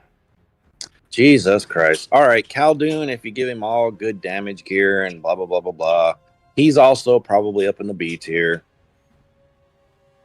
Okay, let me just save this screenshot. And we're going to move on to the next one then. Give me a second. Yes. How long did the first one take so we know what we're looking at here? It took about an hour. So let's move on. All right, so this is going to be a 3-hour stream because it's 3 separate tier lists. So let me just save this really quick. All right. Good. And so now, let me just quickly remove these ones while I get the other ones up. You guys can talk while I'm just putting the T1s and T2s here. So, you guys maybe look at the chat. Looks pretty good to me. Okay. Yeah, me too. Sounds good. Yeah. The one thing I'll mention about Eomer is that he has built-in damage reduction, which is really useful for people who don't have as high of gear. And then he'll also scale just as high as Gimli and Lurtz in the damage aspect when she gets unique. Yeah, so, I agree. That's a good thing to consider. And that's interesting. On most people, I haven't seen a whole lot of people run the Eomer too. Just a few people. All right, guys. Let me just. And then he can also remove White Council procs with his ARF because it gives mounted units extra follow-up damage. So I know that there's going to be a lot of third emotions to our tier list, and there is definitely variables involved. Mm-hmm, for sure. So take it with a grain of salt. We are just mortal people here. Good points, Jax. Let's see where else. I think it gives people a good baseline on like which commanders they should be well, looking at. So It definitely does. So I mean, we kind of know what we're talking about, but take it with a grain of salt. you know, if you start the game new and you see like a few tier 2 commanders up there, and you're like, Right. yeah, you know, I'm gonna go into those over time. Right. Probably not bad. Now, one thing I'm noticing here is, does this tier list maker that you're using, whatever this app, does it have the new commanders like Helm and? It does. It does. I've added all of them flying just chicken? before. Yeah, Okay. it does. It does. So, yeah, I made sure we had everything that we're gonna talk about. Is this the support tier list that we're going through now? Yeah, we're gonna go through the support. All right. Getting to the good stuff. Let's go. Black Serpent, Helm, X. No, Helm is not a support. I guess it can be. So here. Let's see. Supports. Who are we missing here? Karoon. You got him? Yep. Yeah, got Black Serpent. Not really. Yeah, give me a hand here, guys, if I'm missing stuff. Yeah, I'm trying. I'm looking. You got your Frodo and Sam. You got your Falcon. You got your Círdan. You got who else here? A Glacia, Mouth of Sauron, maybe.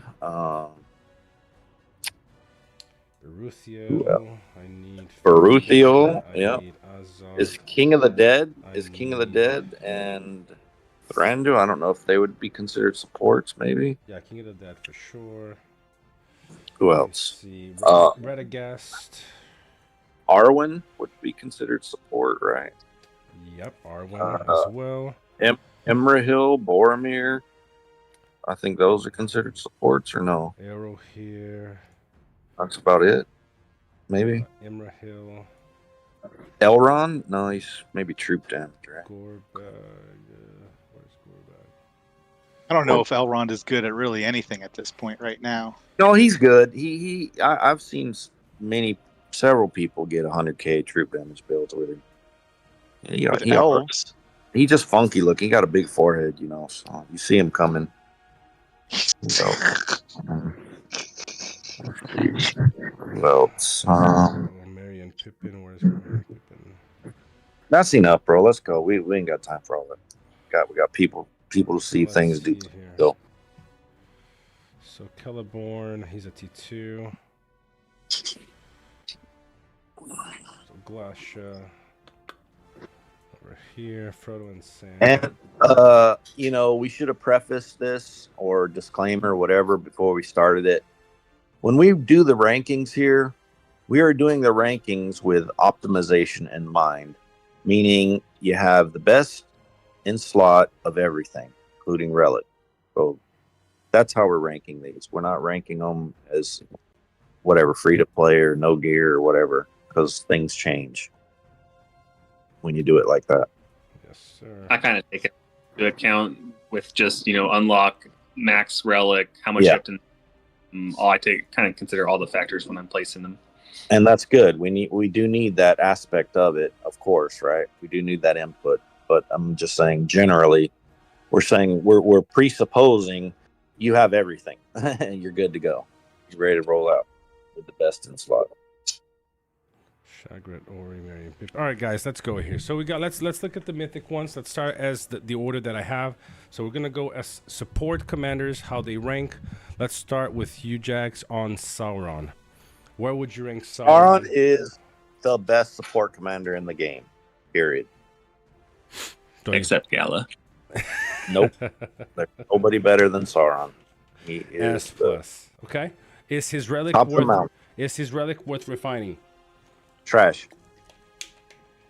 Definitely. I don't see any impact. I mean, I've seen some people who have refined it, and I really don't see any difference between people who have refined it and people who haven't. But because the issue, it's a debuff, but it's one random commander. So you got one chance out of 4 every round after at round 3 to then do that, and so it's very low chance of hitting the one you want consistently. So yeah, it's very not very good. Cool. What about Nobody? Sorry. Nobody does it better than Sauron. Sorry, Gala users. All right. What about you, Vesti? Where you put Sauron? Yeah, he's S plus. Obviously, he's one of the the meta commanders. As far as his relic, the only use I've ever seen for it is when it procs on like an enemy Bjorn, and then dropping their speed below your own speed. Interesting. Yeah. I mean, it is. There is. It's possible, but it's just such a crazy RNG possibility for that. It just becomes, I think even Bjorn's own relic would be better because it procs every time on him, which is very niche. Yeah, I think niche is the word you're looking for. Very, very extremely niche because it's like very low percentage. I swear, like, imagine you're a developer and everybody here kind of knows what they're talking about when they play this game. Imagine you're a developer and you're like, yeah, let's do Sauron's relic like this because people pay money for this, right? Like, how does that work in any world, in any life? I don't get it. Yeah. All right. Okay, next, guys, anybody disagrees that Sauron is S+? No. Okay. Pretty clear, Next. guys. If you're looking for your support, one of the best Sauron for sure. Next up, Gandalf the White. Let's start with you, Maddox. S+. S+. Don't refine the relic. Don't refine the relic. Worth unlocking, but not refining. Okay. Anybody disagree or agrees Nope. that he is S+?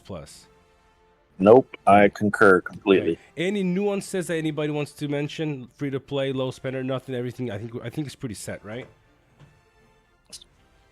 Okay.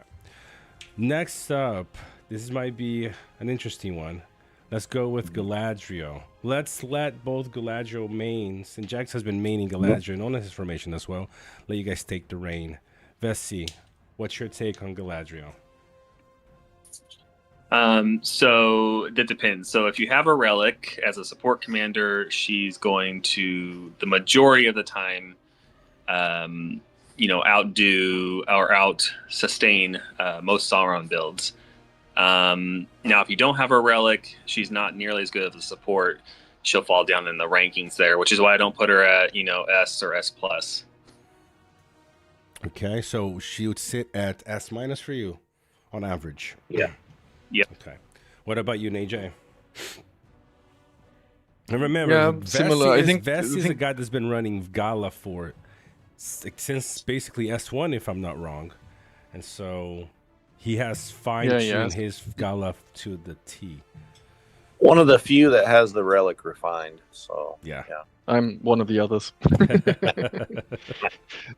And I do have to still say, like, I'm in my formation with two DDs who are not the Zenith, and I'm hitting up against partially Krakens, and I think because of Gala, a lot of times I'm actually doing a lot better than if I had Sauron. And also I feel Galadriel is stronger against Skullhelm builds. I feel as well. Every time, like, ever since I put Galadriel as a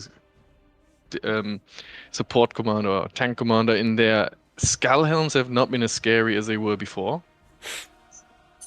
That's why when we were going through the tier list as well, we've also said, nah, Skullhelm has too many problems.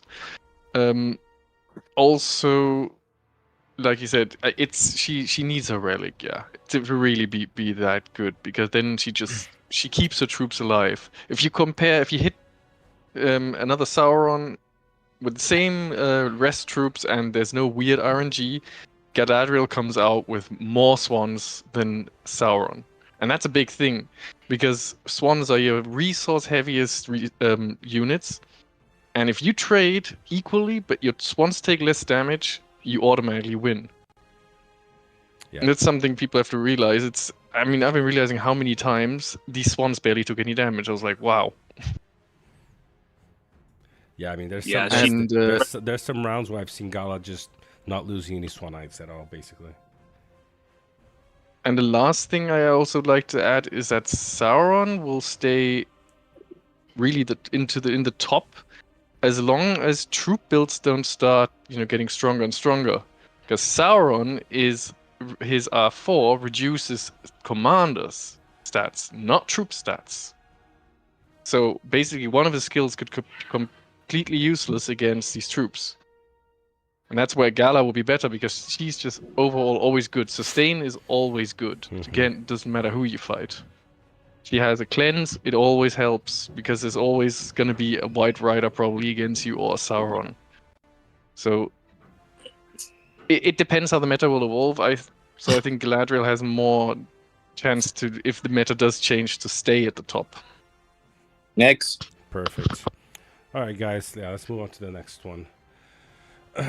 Okay, next up we have the Undying. Now, Undying is a support. Jax, where do you place him? Myself, I would put him above Gandalf the White. Wow, really? Yeah. I think it depends. Mm-hmm. And Relic is maybe the best in the game for me as well. So I'm high. Okay. Definitely. Okay. What about you? Yeah, I mean, what more do you want in a support commander? Honestly, when you look at the kit and the Relic, what more do you want? What more can he do for you? There is nothing more he can do for you. He is giving you everything you want. I mean, he definitely has utility. I'm not sure if he has everything that I want. He has evasion and, 30% chance to proc madness on one command on one formation every round, and obviously the healing. But yeah, okay, that's interesting. What about you, Matix? Where do you put him? I bet there are lots of different opinions about this. I would put him in the S tier as a support commander. As an S tier, okay. Najay? Yeah, probably similar because one of his kits is basically completely countered by two commanders. Which ones? Well, Shadow and Saruman. True. Those stacks won't stay for long, and yeah, it helps. But if you want evasion, you have less, more RNG with Gil, but at least Gil can, with the RNG, can really mess up a Saruman even if it comes to that. So where would you place him? I think S is fine. S is fine. Okay. I'm actually rethinking about just something we talked about earlier. I thought we said we're going to be talking about the optimized. If we're talking about the optimized, wouldn't Gala then be S+? She would, but that's not. Why are we putting her now down if we're actually talking about the optimized tier list? I think there's optimization and then there's fully refined relics, and maybe they're a little bit different. Okay? Because how many fools you gonna see running around with fully refined Galadriel relics? I know, but that's a good argument from Najay though, because I'm not disagreeing. Right? I'm just saying the relic is the thing, though, right? And the same thing can be said for Undying, right? Yeah. How many fools are you gonna see running around with a maxed out Undying relic? Well, not many. Yeah. That's but by seeing that the S+, you might have the priority of choosing those relics. I agree with Najay though. So because we said this before, so let's stick to that. But you guys did make a good point. Undying at low respect will be better than Galadriel in my book, because Undying, you essentially only really need him at like R6 for him to do what he's gonna do at Z level, just earlier. Undying is a very cheap commander to run. You only need him at R10 if you want to go with his relic, like Jack said.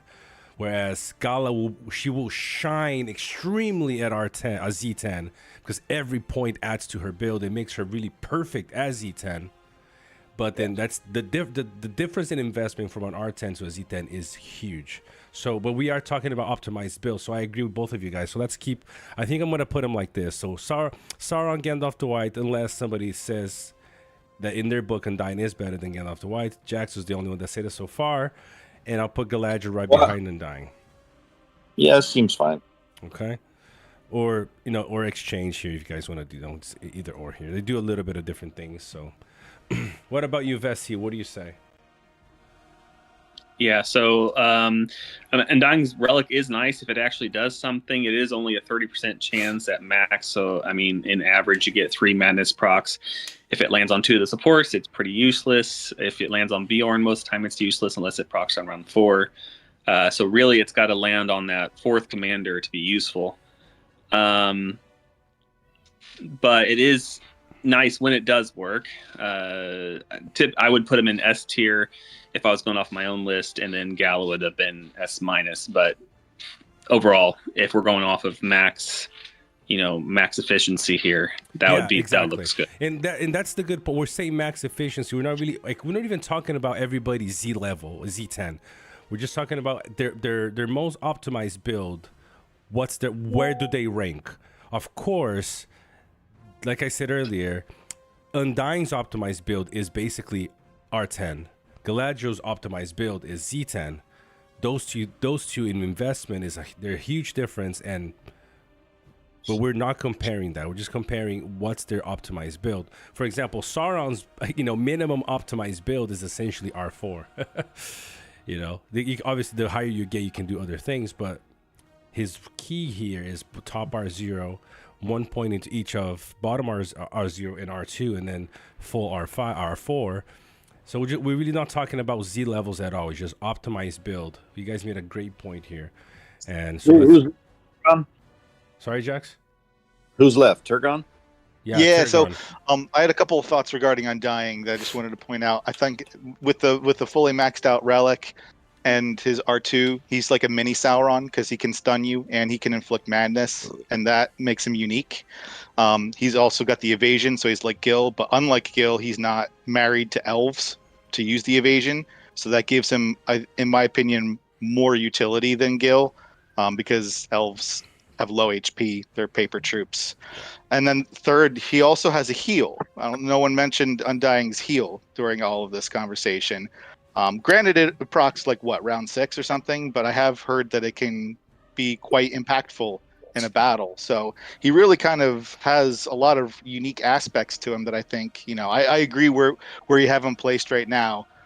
It's tough. It's a tough debate between, who is a more valuable commander overall, top end optimized between Gandalf the White and Undying, because they're both very, very good supports, but they do very different things. Yep, good point.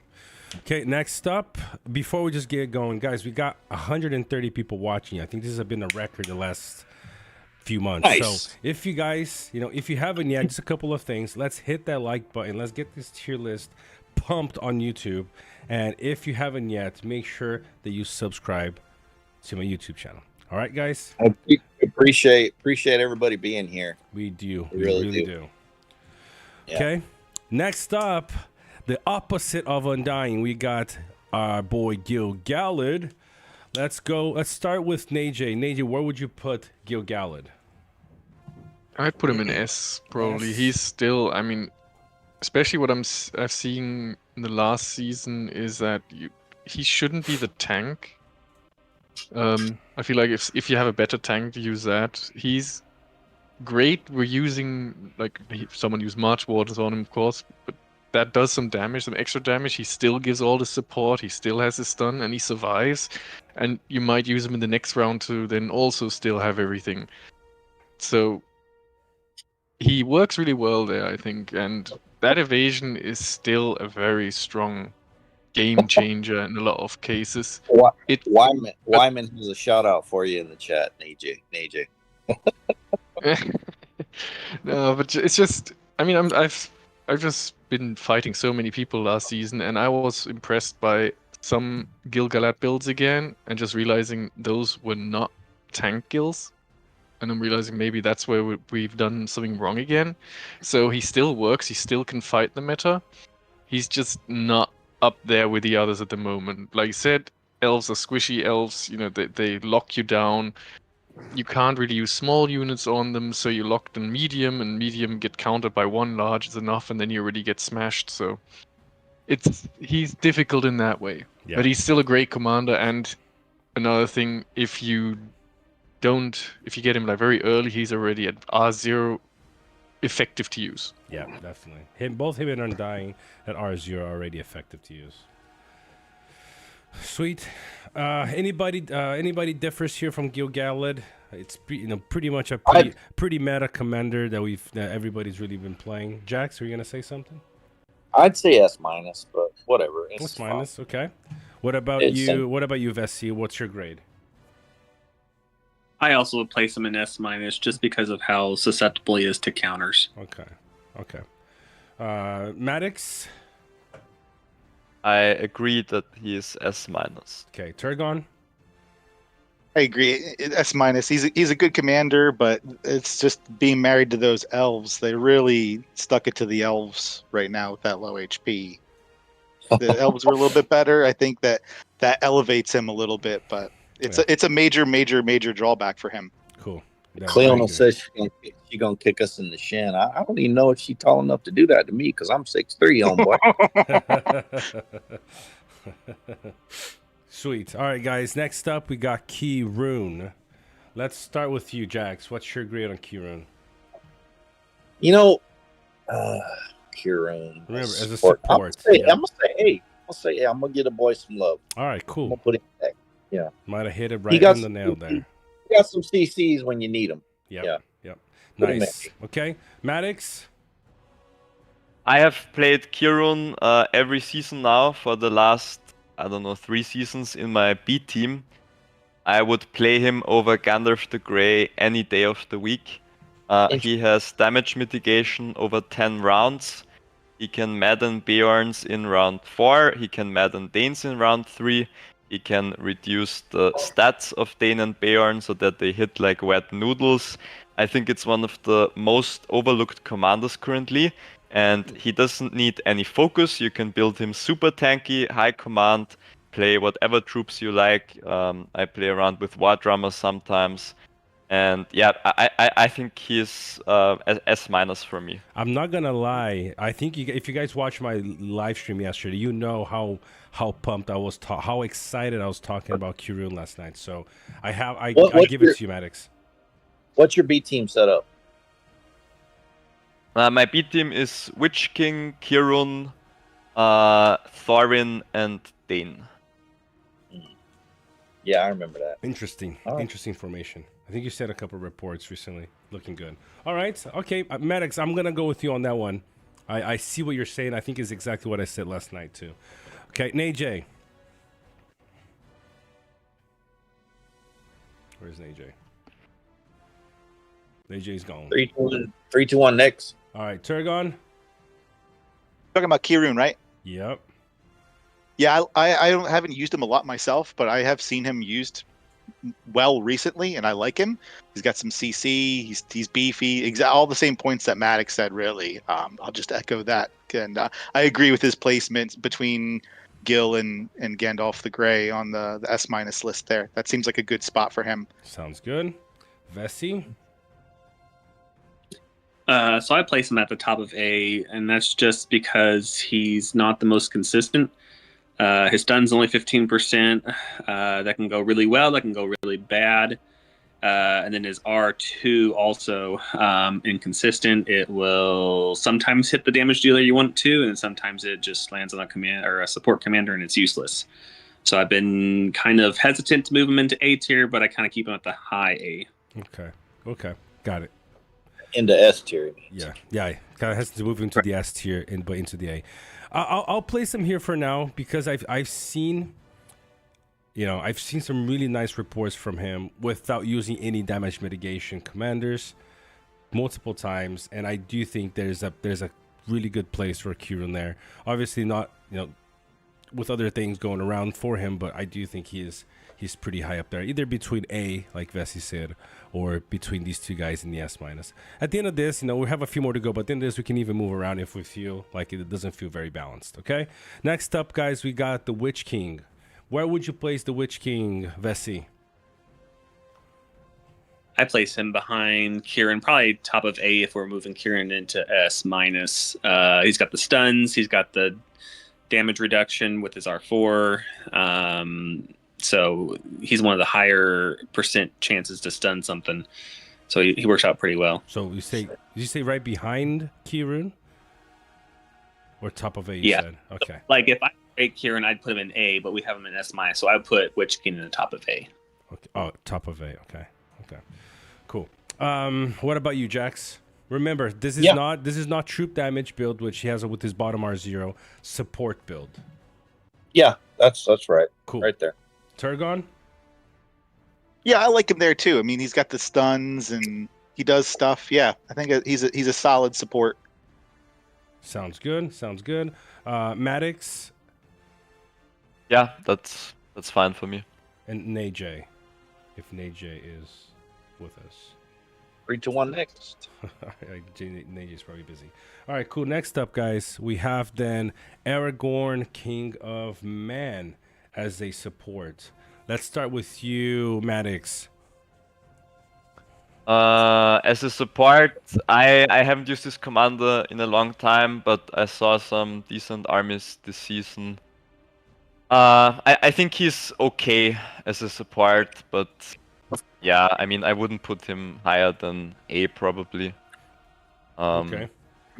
But I'm sure like the light side players have idea about this. What we're talking about here, some of the builds that people have been running is Aragorn a lot of times, sometimes as a tank. So, giving the healing to the other formations, giving the damage reduction from the CCs and things with his R4. And that's essentially how some people have been building him, kind of countering CCs and healing and as a tank. Okay? How would you place him? Where would you place him, Jax? Yeah, right there. Okay. Vessi? Yeah, I place him pretty similarly in A tier. Cool. And Turgon? ACOM, I kind of like ACOM a little bit higher than A. I think he's like the bottom of S-, just because of all the intangibles he can bring to a formation between if you're running like a triple support formation, that R4 that mitigates damage while you're in a maddened or stunned state can be really impactful, and his heal can help. And he can also do a little bit of damage and go quickly in the battle by putting 5 points in his R2. So he's got a little bit more utility in my mind as a support commander than Witch King does. But I wouldn't put him any higher than the other 3 guys that are in the S- tier. Okay. So we can kind of interchange between those two, in your opinion. Yeah, and I think I really liked running him with a triple support formation, and Dane as the damage dealer recently. It stacks really well with White Council from Gandalf the White and his R4 and all of that. And then with the triple support, and Sauron in there, adding that madness, so that then when Dane does get stunned, he doesn't get destroyed. That keeps him alive longer, so he can do more damage throughout the course of the battle. Sounds good. Okay. You forgot the relic. So Gil-galad trash, Witch King trash relic, Karun's okay, but not worth it. I disagree with you immediately on Gil-galad's relic, because personally, it depends on what stats you get when you upgrade it. My Gil-galad relic buffs his command by a ton. No, sorry. I think Turgon, really quick. We're talking in this case. I think every relic is worth strengthening. In this case, we're talking about refining. Yeah. Refines. Yeah, you're right. Yeah, I wouldn't refine it. Yeah, I mean, in any relic they're all worth strengthening. Yeah. If you're gonna get somebody to invest into a relic, they're all worth strengthening, because you want those stats. It just boosts you more. In this case, we're really talking about the passive skill of each relic. So I agree from that standpoint. Then don't refine Gil-galad's relic. So Gil-galad, Witch King, Karun, and probably Aragorn are all trash. Don't refine them. Yeah. For the support. Go ahead. Like first of all, want to say something about ACOM here is you guys are forgetting something. Everyone's trying to go into this commander meta as well. ACOM is a really great support for troop commanders, for troops setups. Mm-hmm. Gives everything they need, gives damage, gives healing, it's basically everything they need. So that makes him more flexible in that way as well. Yeah. His relic also attributes to this. Right. So you could even that's play gonna be some more troop. That's gonna be for the troop damage commander tier list, and then we're gonna Yeah, but talk. it's still a tank Yeah. tank support list, right? So It is. support would still support also a troops Sure. setup. Absolutely. So in this case, I still think he's rather S- because he can do more. Like he can be used Okay. for more things. And a Maybe big so, thing I yeah. think is that in the current meta, ACOM, if you don't have the S plus, ACOM is such a good pick to just go against the meta, which is all You're right. the others can't do this. You're right. That is very, very valid. I agree. Okay, Yep. so top and bottom of Current S meta, it is he may be a little stronger than we have him. So maybe there. Okay. Yeah, I like him there as well. That's where I think he should be. Okay. He has good utility now in the current meta. Turgon Okay. sold us, and then Maddox closed us. There you go. What about you, Vessi? Yeah, so this triple support like ACOM build, it's relatively new in the last few seasons, so I've seen it do very well with a very specific setups. I'm not sure how well he performs, outside those setups with those specific troops, but I have seen it outperform Gil just side by side matchup. So I mean, take that as you will. Yeah.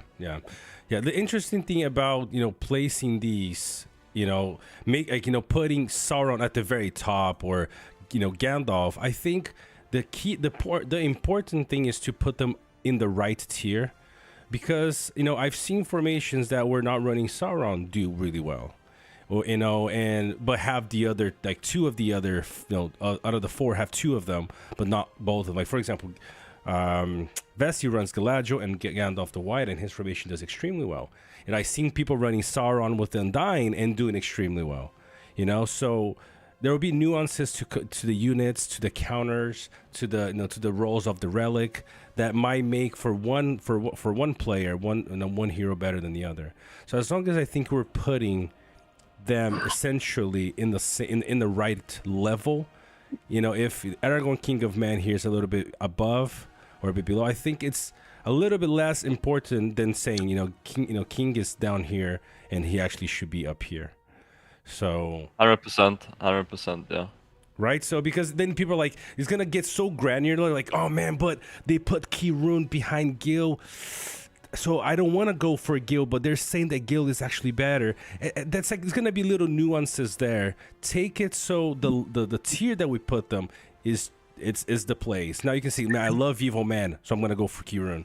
I love Nazgul, so I'm gonna go for the Undying instead of Galadriel because I just love the Nazgul. So take it. That's how I would recommend you guys take it, instead of saying, how far is Aragorn below Gandalf the Grey? Let's just put him in there, and then people can choose what they do with it. Okay. So I honestly don't even look at each tier, like the order of the commanders that you put in there. Exactly. I don't think that. I think they're all kind of equal. Exactly. That's how I look at it That's anyway. the idea. But because sometimes we go, it's top or bottom. Maybe what you can do when there's a lot of commanders in one tier. Let's say there was 15 commanders in the S tier. Then you can say who's at the top and who's at the bottom, because there's so many. But when there's like 3 or 4, it's like they're the best. Do you really need to kind of lose sleep over this? So I think I like let's say, like, not really having the position between each tier. Okay, guys. Next up, we got Círdan. Let's start with Najay and Vessi here. They're very heavily studying a lot of times good side commanders. So Najay, where would you place Círdan as a support commander? Recently, I've been more thinking towards A now. Reason being is his R4 is just so inconsistent. Yeah. And it's an important skill he has. It can be really great, but it's inconsistent, and that's annoying. And he has great healing, he has cleanse and stuff, but then that's it. It's and like his relic is good. His relic is also good. It's like Vessi says, the R4 has a 40% chance to do nothing. Exactly. All right, so maybe A. Okay, Vessi? I also place him in it. A. Perfect. Jax? Yeah, any healer that's Yeah, that's fine. Yeah. Yeah, Kirdan has a nice kit for a support. It's just Yeah. like you guys said, it is a bit RNG, so it could be really good or it can be average. So kind of I like that, the compromise. What about you, guys? By the way, Turgon, thank you for being on with us. He said he had to hop off, help his wife with dinner, and his kid is his son is sick. So thank you, brother. See you in the next one. So Matt Tix, what's your take on this?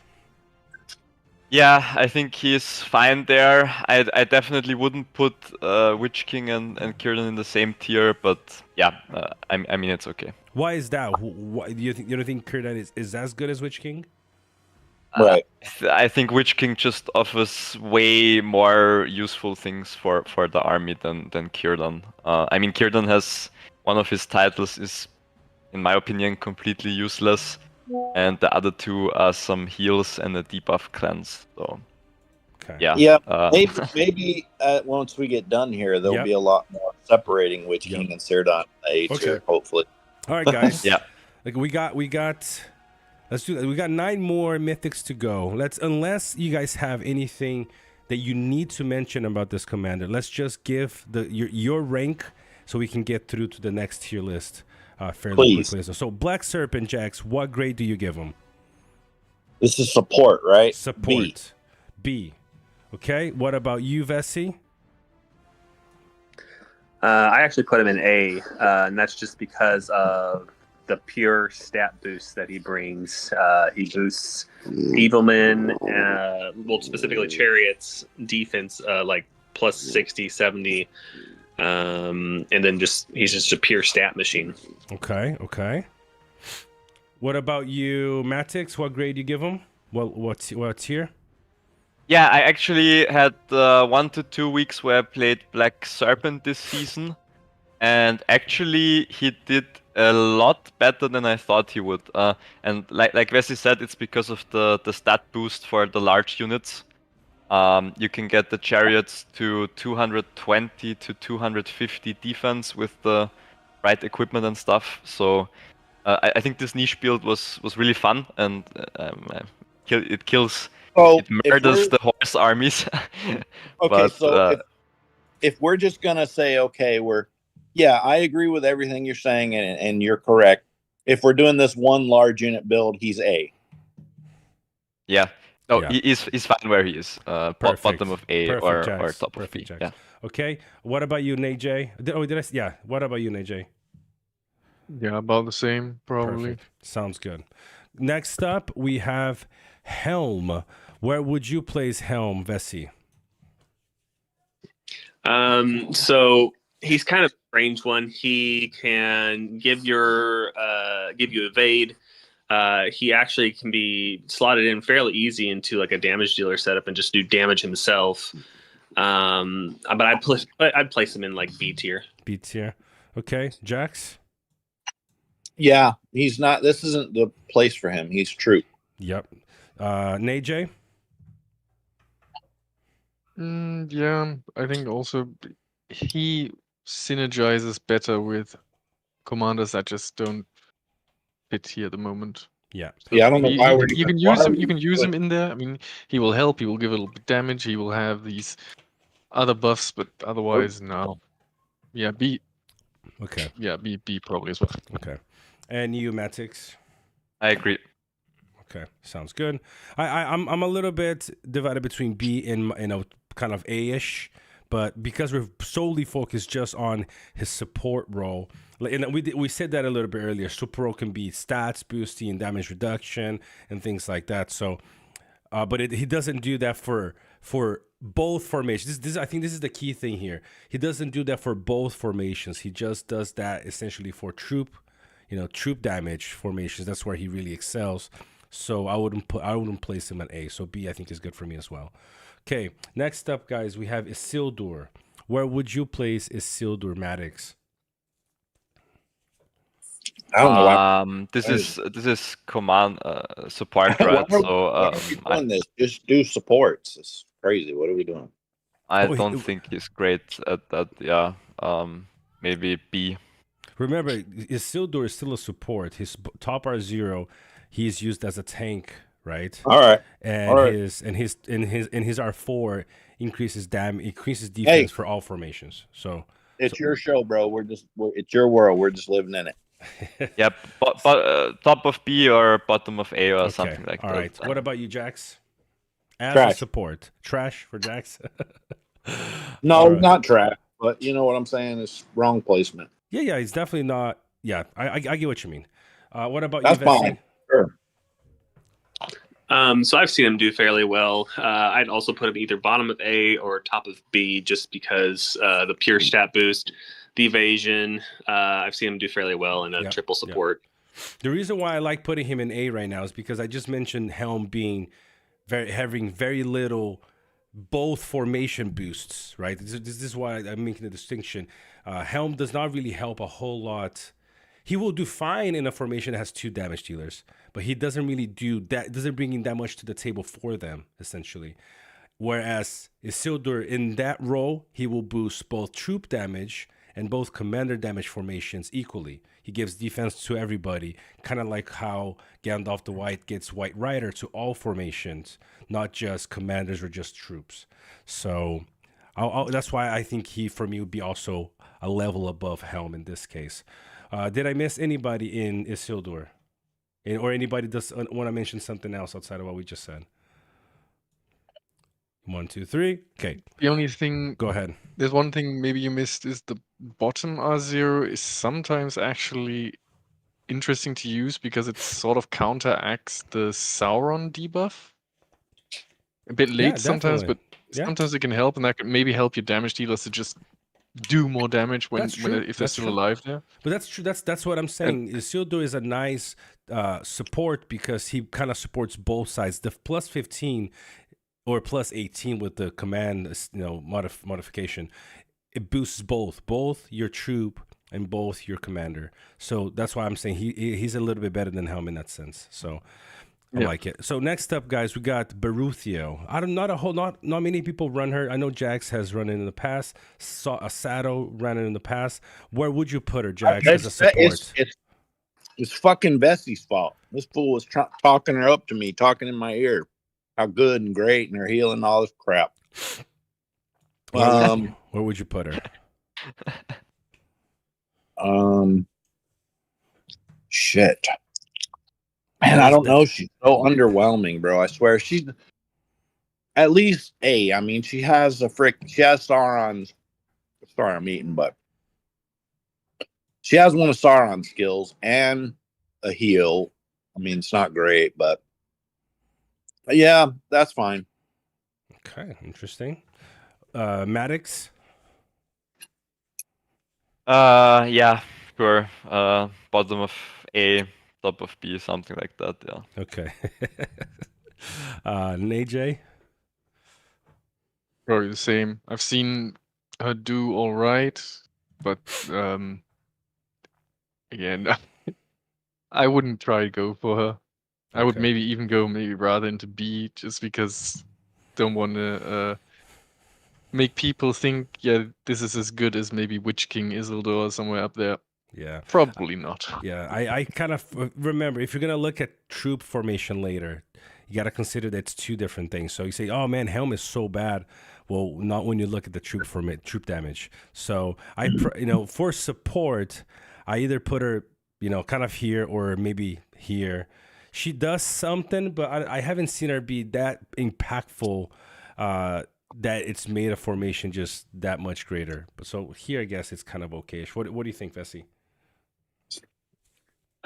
So I would place her probably in B. Sato is probably the only ones who run her all the time, and he used her in a very specific combination of stat boost and stat lowering commanders, where he can have equivalent of 300 defense with healers.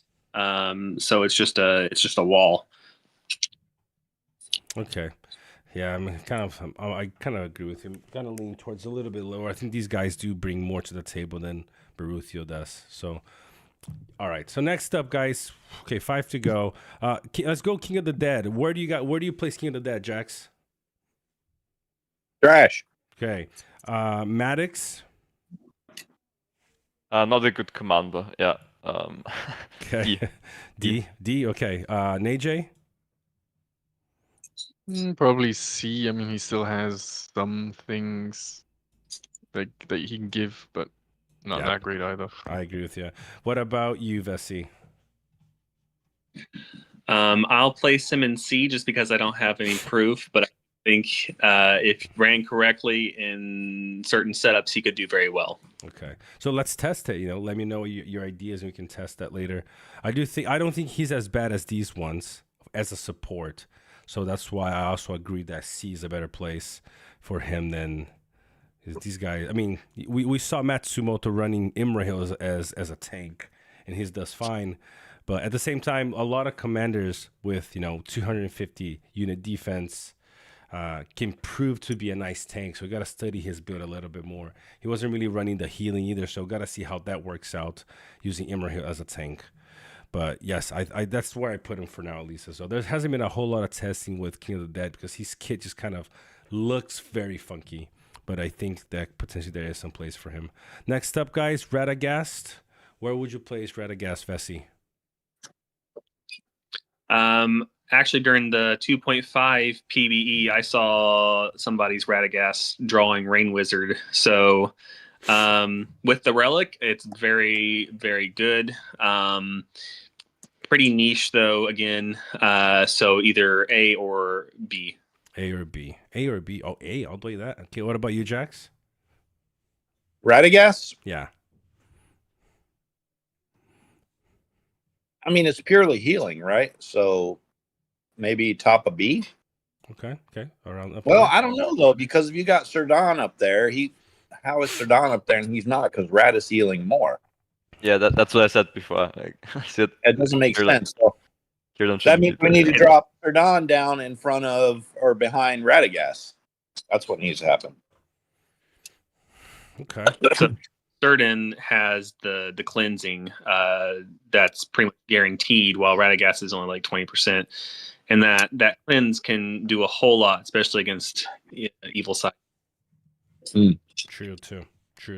So maybe here, top of B, maybe. Okay. And because the RNG kitten also can cleanse commanders, which is sometimes insane. All right, guys. Next up, we have Sunend. Jax, where would you place Sunend as a support? Trash. Really? Okay. Yep. What about you, Maddox? Bottom of B or around B or top of C, something like that. Yeah, she's not good. Okay. What about you, Najay? Yeah, I haven't seen much either. And Same. you, Vessi? So she can heal pretty well, 40, 50k with her heal. And then her R2 with the poison can remove, White Council. So I do put her in the B tier, somewhere in the middle. Okay, good. Thranduil? Let's start with you, Vessi. Where would you place him? Again, B. There are some people who run him pretty well at Zenith level. I've not really seen any in non-role play, but in role play. But also his commander damage skill, it actually helps to remove White Council. It's a skill, so it can't be drawn by like swans or something. So he does pretty well for himself. I'd put B or A. Okay. Jax? Who is it? Thranduil. Thranduil, whatever Vessi said. Okay. Najay? Yeah, I think he's okay there. And Maddox? I think so too. Okay. Last but not least... Wait. Look in your chat. Here comes the Thranduil user. Who is it? All right. OG, here's your chance. Sell us on putting him in a different tier. Here's the mic. Spotlight's on you. Go.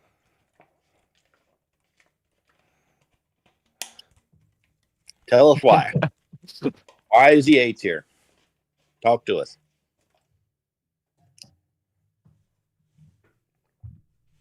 He is the one that He of all people is the guy that will know why he's A tier. He compliments Gil. Okay, talk to us. I'm not gonna lie. I'm not gonna lie. He has his place and he does shine really well. The question is, tell us more. We need more. Buffs defense nicely. Runs as a tank better than Gil. Okay. What else?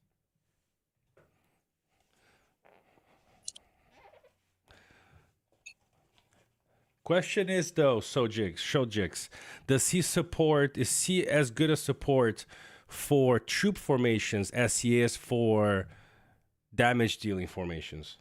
That's the question. Yeah, this is a purely support tier list, not troop damage. It's not a support to troop damage. He's a support to both sides. If he can't support damage dealing commander formations as well as he can on the other one, then he has to kind of be at the average place. By the way, huge shout out to Golo. Your name was brought up a little bit earlier, Golo. He just hit us up with a $20 super chat and he says Golo week. Doubt that, brother, but I still appreciate the super chat, man. Thank you, Golo. So he says, so Chojik said, yeah, I think so. Works really well with triple support. Okay, so I mean, we got a Thranduil expert here, and I guess his word might be a little bit, weight a little bit heavier than ours if he runs it. Yeah. Whatever, that's fine. Throw him up an A. All right. I also have to agree that I did see some interesting reports with him in Gore's Discord sometimes. Yep. Yeah, so, he does well. And it was with Gil. Mm-hmm. And it was also troop damage, I think, if I remember. Damage commander. Oh, damage commander. Okay. I think it was damage commander as well, one of them. Which was interesting. All right. There you go, Soji. All right, guys. Last but not least, then, Azog. I'll let you go first, Vessi. He's pretty average in this category. He has the stun. Even the unit madness immunity is useful, especially if you're going against Sauron. That just saves you more white council procs. But pretty average overall. B for support. Okay. What about you, Jax? Yeah, for this list, B. Okay. Look at that. Before anything, Golo with another $20 super chat. Heard y'all shouting me out earlier, so I thought I'd pop in, pay some respect. Much love. Golo, we appreciate it, man. Much respect to you, brother. Wow. Nice. Golo, and I'm assuming you play where, Golo? Honk, right? Is that where he plays? Am I not wrong? I think so, yeah. Yeah. Shout out to you, man. I heard Honk doesn't exist anymore. Yeah, I know. I heard we're gonna find out what the new name is gonna be soon enough if we don't know. All right, guys. Yeah, that was unfortunate to hear. Yeah. Maddox, where you place Azog? I agree with what the other people said. That's perfect. Najay, anything else to add? Nothing. All right, cool. He's just, he has a niche build which I saw once. I don't think anyone plays it anymore, where you just play all the big CC comp with one damage dealer. Oh. And it works. But again, since you haven't seen it come since then, I don't think he can be better than BA yet. All right, how come your boy, and he's a midget, right? Let's not get it twisted, but how come your boy Falcon is way down here? Wait. That's what I was gonna say. So now that we finished this, there's no way, guys. Sorry, but there's no way that both Falcon and Frodo and Sam are that low. Now, there's no way. There's no way. We're talking about supports here. Falcon and Frodo and Sam have to be, in my opinion, top of B or at A. A. There's no way. Frodo and Sam. I know that for the most part, Frodo is basically a tank. Yeah. But that is a key role for a support. And Frodo and Sam just don't die as a tank. Yep, you're right. They're better than all of those guys on A. They should be at top of A. So maybe Witch King. No, like we said, we're in this case we're kind of keeping them there's nuances to each commander here. These two commanders are better than every other commander in A, in my opinion, for support role, except maybe a Witch King. What do you guys think? What do you think, Najay, on that? Before we move on, sorry, just to interject quickly, we also have an empty thing right now, so we do. Well, I it's think just the way it worked out, bro. I don't know what to tell you. He put so many categories; it's difficult. I mean, what we could move some from the S- to S, I guess, and shuffle it around a bit. Who from S- to S? Sorry, I think Gandalf is S. So there you go. We haven't done him yet. There's Wyman. Look at that old dwarf. You see that old dwarf? Wyman at the 50 with the 50 reais super chat. Great stream as always. Almost makes me want to play again. I'll be back when Gil is ranked trashed here, bro. I'll rank him trashed here right now if that makes you come back, bro. That's my boy Blue right there. I'll create a we all hate Gil tier if that makes you come back. Oh man, I appreciate it, Wyman. I'm glad at least if you're not playing, at least you're with us here. But I do hope you come back, man. I do hope you come back. Things are getting interesting in the game for sure. That was a good team back in the day, them old Iron Dwarves, boy. Don't even get me started on that, man. All right, guys. So let's do this. So where do you put them, Vessi, both of these guys? Because I know when I started putting these up here, I was like, Falcon and Frodo and Sam cannot be that low. There's no way. So where would you put them? Yeah. I actually drop them to B tier, and that's so for Falcon in particular. He was hit exceptionally hard by the Saruman meta. Yeah, he is. He just gets demolished quite easily. He's stacking unit defense, and Saruman eats through that, and then also the head of the White Council skill also drops his instances very quickly. And then Frodo and Sam, beyond being a tank, they don't offer a whole lot to the army as a whole, unless the enemy is hitting the Frodo and Sam and losing the damage. So, they got that 25% chance that they're going to get hit, but other than that, they don't offer a whole lot to the army as a whole. So that's why I put them in B tier. I get your point. And before I just say anything, Gola with another $20 super chat. Justice, I loves you. The puppy say hi and waiting for you. And yes, Gil trash only because elves trash. All right, we got an Gola. We got $50, $50 going once, $50 going twice, $50 three sold. I mean, if we get high enough, we'll create we get high enough, we'll create a Gillish trash tier right here. Cleo, I'm leaving now. So this is the thing, though. There are different kinds of support classes. You got your healers, you got your tanks, you got your damage mitigation, and to me just feels like in this case, Frodo and Sam, they are the best, if not number 2 tanks in the game. And so if somebody's gonna look at Frodo and Sam, they know that's what they do. They are a pure tank commander. And if you're like, hey, I want the best pure tank, just tank, and they're like, okay, who do I use? I feel like Frodo and Sam do deserve being better than just average at that. So unless you guys disagree, if somebody else disagrees, Matt6 and Najay. I'm with Vessi on this. I mean, for me, a support is supposed to help the other commanders in the army, and Frodo and Sam are pretty bad at that. But I understand that they are good tanks. So. Okay, so what about Falcon? Falcon is with his relic is able to do. I think Falcon is around. Sorry, I think Falcon is around the 8 tier probably. Okay. I'm just because of this, I'm gonna test a lot Frodo and Sam now to the end of the season. So what the heck, dude?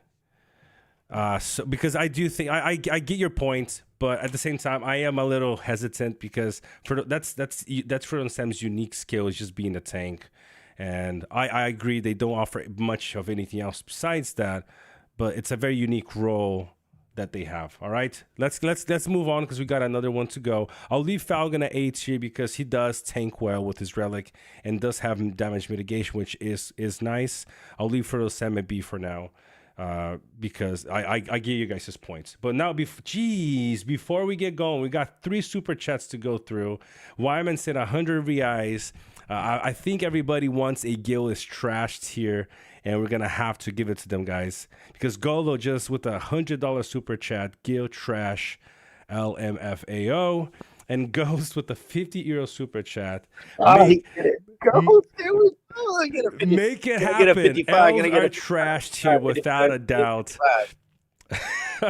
Oh, God. Great. I love this, bro. Let me get a 55. I love 55. 55. One going once. 55. 55. Can I get a 6? Can I get a 60? See, you guys have Celeborn at the very bottom here. We're very, very close. I have Gil is. It's not complete. It's not complete. It just says Gil is. My fingers are stuck. My fingers are stuck, guys. I don't know what's going on. All right, so let me take. You're breaking up, fellow. Now it's you that's in the submarine, man. Y'all must be drug runners, homeboy. Y'all must be running drugs in these little subs. They had these little Mexican subs and cartel subs. Can you guys hear me okay? Let me save this. And we're gonna move on to the last part. To be kind of the more newish part of the meta. There you go again, bro. Am I breaking? Am I breaking up, guys? Jax? You're good now. You break dancing. That's about all you're doing, bro. All right, I'm breaking happy. That's what it is. That's what it is. Luis de la Vega. Another super chat. With a $10 super chat. Hi, guys. Ildarian here. I run 7 accounts. Nowadays, my principal and the others are support. Guahir, Bjorn, Radagast, and Black Serpent could be a flying bomb. Potentially, yes, Luis. We can't really discuss this right now. We're gonna talk about formations in a future live stream. But yes, it could potentially work. Golo with a $100 super chat. Can I get a 55? Can I? Because Gil needs trash here. This dude is a freak. Golo, you're almost getting it, man. We got one more. We got one more tier list to do, and maybe Gil might appear accidentally in the bin. All right, so I took a photo of this. Golo like that Dave Chappelle skit to Rick James. He's like, "I'm Rick James, bitch. Enjoy yourself." Oh, look at me. We got Rayhawk now with the $20 super chat. The hype train. Holy moly, what's going on here, guys? What? Bjorn Week? Here we go. What? Oh no, we really got an my lord. Atzo with the whales 120. And okay, Bjorn Week. Man, the dude he's at the top of meta. What you talking about? We need more than that to put Bjorn at the weak tier, bro. No, he means I know another the player. guy. Rodrigo with another 100 AI super chat. Love that Golo guy. Oh, guys, you guys are freaking making my week that much better. We're rocking this, guys. All right, Krakens are. These guys are nuts. These guys are nuts. These Krakens are popping off, bro. They get started, boy. It'll get out of hand quick. Yeah, fellow, I think you should use that money and pay a provider. Where's old Bill at? Bill will come in. He'll jump in and throw you some money for a better internet. Oh man, that was epic, guys. Thank you. I appreciate it. All right, I gotta prepare that Gil is something at the bottom here, and by the time we finish this last tier list, let me pull these guys off. Look at that, Jay Kane with a $1 super chat. Bro, you gotta send a message in that super chat, bro. Now you got the free to plays chiming in. Here we go. Yeah, man, these guys are freaking amazing. Whatever it is, I appreciate it, guys. Let's. Woo-wee. We got Ghost with a €100 super chat. He said, put him in the bin already. Ghost, we got another tier list to do, bro. And he is probably in that one. Let's go. Oh, holy moly. What just happened? Gola with the $200 super chat. Let me get Golo OG. We're gonna have Golo. We're gonna have to have a Golo tier, a tier level here, above the S tier. Bro, this is nuts, dude. What's going on? This Golo is build, bro. He came in hard right now. Hard. The dude is destroying the chat right now. Screaming. I love it. He is no joke, bro. All right, let me get the T1s and T2s prepped up in this last tier list. And then we're gonna start. So we got Celeborn back at the guild is ... tier list. Let's see, we got Imrahil. Where is Imrahil? Where's our boy at? Imrahil at the D level. We got a lot of these guys. Got Denethor. We have Elro here. Mouth of Sauron. So. I think Golo, you need to have him. I think we need to have him in the chat, bro. He opened the wallet today. Let's go here. Yeah, we got to have Golo on. Yeah, we definitely do. I mean, the dude already runs a pretty hefty formation. Maybe not right now, but we need to look at his account and sit down with him and give him some respect, bro. All right, guys, let's get going. So, I mean, it's going to take like 10 minutes to find all the supports. I'll read it out to you guys, and we can start raking these, okay? So, let's start with the, let's see. This is troop damage, right? Yes, this is the final one. Troop damage formations. Okay, now let's start looking at King of the Dead. Okay, Najay, where would you place King of the Dead as a troop damage commander? Probably still pretty low. I mean, he doesn't really have much that gives it, and yeah. Okay. C maybe. Okay. Maddox. Sure. Yeah. All right. Okay. And I think Vessi's gonna be right back, so we'll skip him for a few of these. And let's see who else we got here. Baron Thawed with the $1 super chat, brother. I appreciate it. Thank you for that. Love all the support you guys are giving right now. What about you, Jax? So has anybody tried? Well, it probably wouldn't work anyway, but has anybody tried or seen a troop damage build with King of Men with his relic maxed? Or is there probably isn't a good enough man unit that can do enough damage, maybe? Well, I mean, the thing is, his relic is commander damage. Basically, the only skill that he has that buffs his damage is his bottom R0. So it doesn't really offer that much because his R4 offers healing, and his bottom R0 offers damage increase. That's essentially the only skill that he gives to the troops that boosts that damage. So he's very limited in that sense. And hence why I feel that, like Vessi said, so he's better most likely as a support than as a troop damage. Yeah, I don't have enough info on this, so I'm just good. No worries, man. No worries. What about you, Vessi? Really quick, where would you place him? By the way, just before Vessi goes, Golo with another $20 super chat. Bjornis Bay, daily 500 spend limit reach. Whack, bro. You are just incredible. Golo, it's all good, bro. You gave enough today, man. You gave more than enough. Thank you. Just take back, homeboy. You did enough. We appreciate you. All right, so Vessi, really quick, King of the Dead. Yeah, until I am able to confirm my theories, I'll put him as C too. Yep.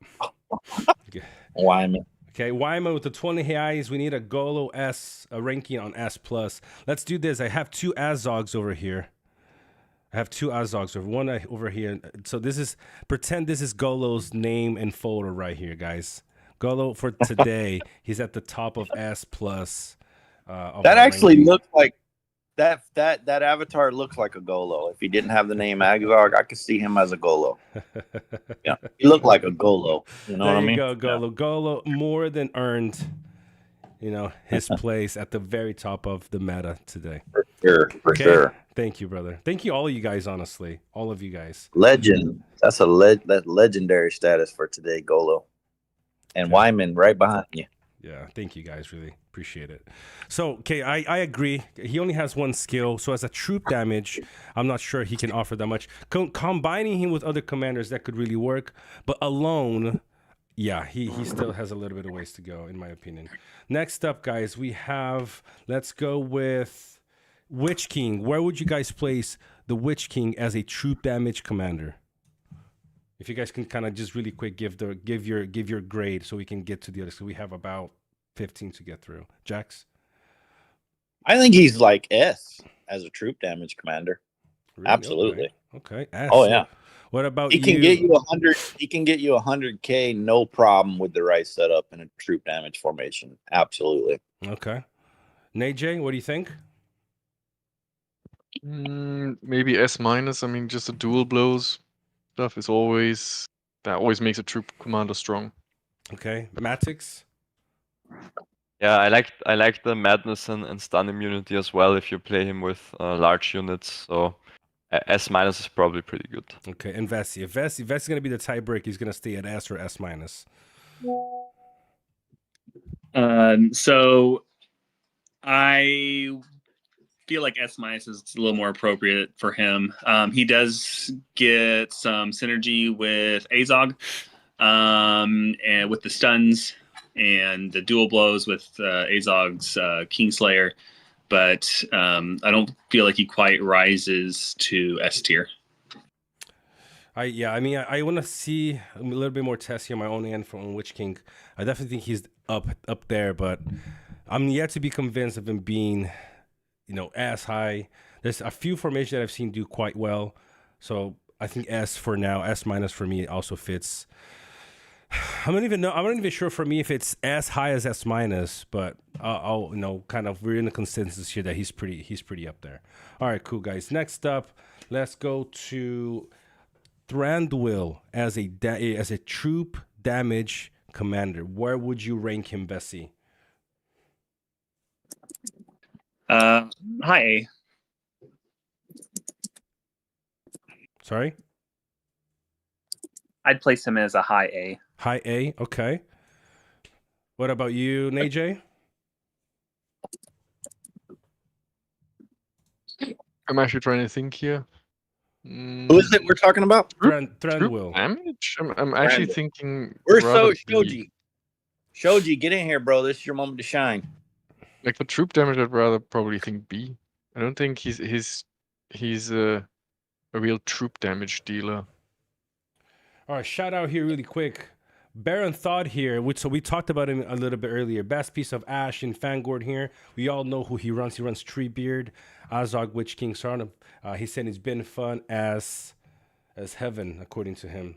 So, yes, we all know that formation that you run is extremely successful. And although, remember, right now we're trying to rank, obviously, troop formations kind of work together. We're trying to see how well that individual commander excels at helping the troops in their formation without really taking into consideration the other commanders with him. So he says it hits 60 to 100 with heralds at 40. Yeah, okay, no, I mean, so I think Thranduil is A level for sure. In my opinion, Thranduil is A level definitely. Even though the elves are squishy, but the thing is, you don't have to run elves on Thranduil either if you don't want to. Oh my goodness! So you can make them quite tanky. So I think A is fine. Okay, I think it's a pretty good place. I agree. Perfect. Let's go. The reason in chat Golo asked why does Cleona like Gil so much? Because it's one of her 4 commanders she has geared and in her main formation, and it was like her first main commander she invested in. Golo. That's why. What's up, Alana? We haven't seen you in a while. How you doing? Let's go. All right, guys. Next up, we have. Let's go. Troop. Remember, troop damage. Okay. Let's go with Bad Boy Helm here. Vess, you go. S tier. His debuff is almost mandatory now for running troop damage setups. Yeah. Interesting. Crazy. Helm as a troop damage is really. I mean, he has one of the highest single skill. No damage. His R4 is extremely powerful on a troop damage formation, so he is at the top there for me as well. What about you, AJ? Well, maybe even S plus. I mean, the thing is, like you said, he's probably you'll always need him. Okay, maybe S And plus for you. Gives a lot, and he can be used in so many ways. That's like you true. don't need to always just use it for the R4. He can be used for the bottom R0 if you optimize the other commanders around it. He can do quite some crazy stuff as well, I think. Definitely. Yep. What about you, Matt6? Yeah, I think it's pretty necessary for troop-based So I mean, damage, if it's pretty necessary, then he has to be moved at the very top. Then. I would put him to S plus. Yes. All right. I'm cool with that. What about you, Jax? Yeah, he's good. So I'm okay with. Actually, I'm okay with. Well, yeah, maybe both of those guys up there stay up there. All But right, I'm cool. okay with that. Sweet. In chat, let me call out chat. Queen said I didn't get it quite right. Well, it's hard to keep up. You know, there's a lot of people. You follow me. Alana, your boy Wyman, he going off. He donated like several $100s today in the chat. He going crazy Yeah, today. going off. All right, guys. Next up here, let's see what we got. Let's go with Gandalf the White as a troop damage commander. Where would you put him, Jax? Sorry, I'm distracted. Who are we talking about? Gandalf Sorry, the White. guys. As a troop damage, it's trash. He shouldn't even be on here. Troop damage, trash, not S, trash. What do you guys think? What do you think, Maddox? I agree with that. Yeah. Okay. What about you, Najay? I mean, you can run him in a troop damage setup because he could be the support in there, but as a troop damage dealer himself, nah, I wouldn't put him. Like there are better choices. Okay. I mean, I guess what we're saying here. Let's do this. I'll remove Gandalf because I think I know what you guys mean in this case, right? He doesn't have any skills. He has the damage buff that will support both damage dealers and in units, but he doesn't have any skills per se that is focused just mainly on a troop damage formation for himself, right?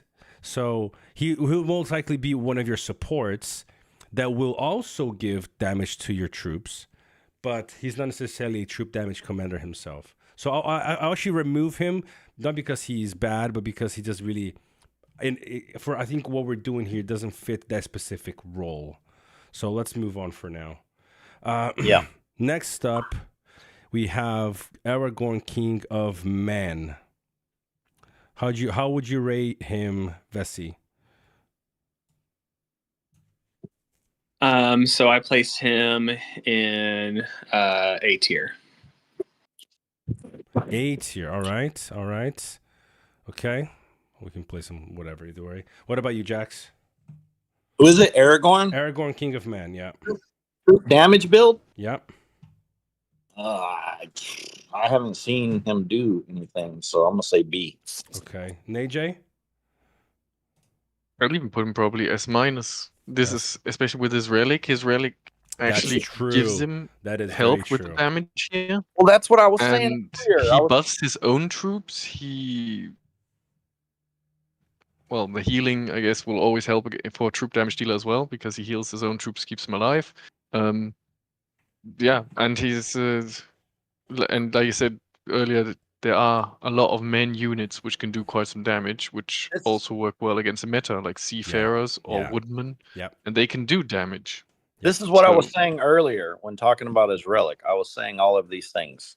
You did say that. You said that as the damage dealer was bad, and we did discuss that as a troop damage. But nobody His said relic is anything, extremely good. You're right. You're right. Yeah, nobody said anything. It just went silent. I was like, I wonder what would happen if you max. I asked, has anybody seen him with his relic maxed with a good men troop and troop damage doing well? Because it may be possible. Yeah, he does that. Yeah, in that setup, he does extremely well. Actually, I've seen it once, I think, and he did around 100k. Yeah, that's for a troop formation, that's kind of what you expect, because you will divide most likely the troop damage between 3 commanders at least. So 100k on each is pretty decent. And I think Kyle has his pretty high refined. It's like 3 or 4 stars. And with like Seafarers, he'll do around 70 to 80,000 damage. Higher if Thorin's bold procs on it. All right. So before we get going, Shojik said here maybe drop Thranduil to B tier on troop damage. He only has his sustain plus defense buff to really support troop damage, which makes sense. So I mean he is the Thranduil expert, so we'll take your word for it, Shojix. Elmo.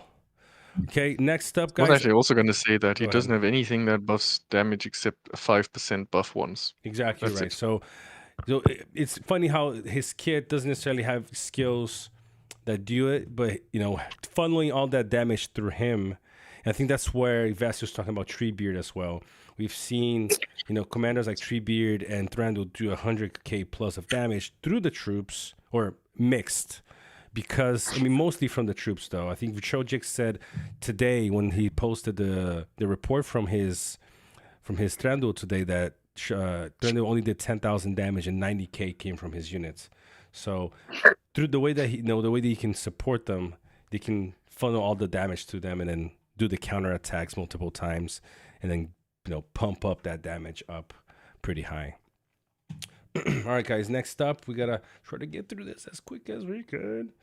Let's go. Okay, we talked about. Let's go Treebeard. Vessi, how would you rank Treebeard? So with the specific setups like Baron runs, Treebeard can get 150, almost as 200,000. If you're running the counterattack setup,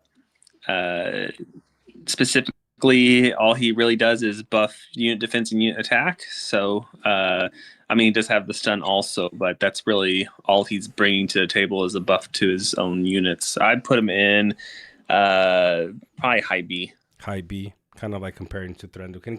You're kind of doing the same thing in this case, kind of channeling all the damage and counterattacks to them. Okay. Anybody else would say something different to this?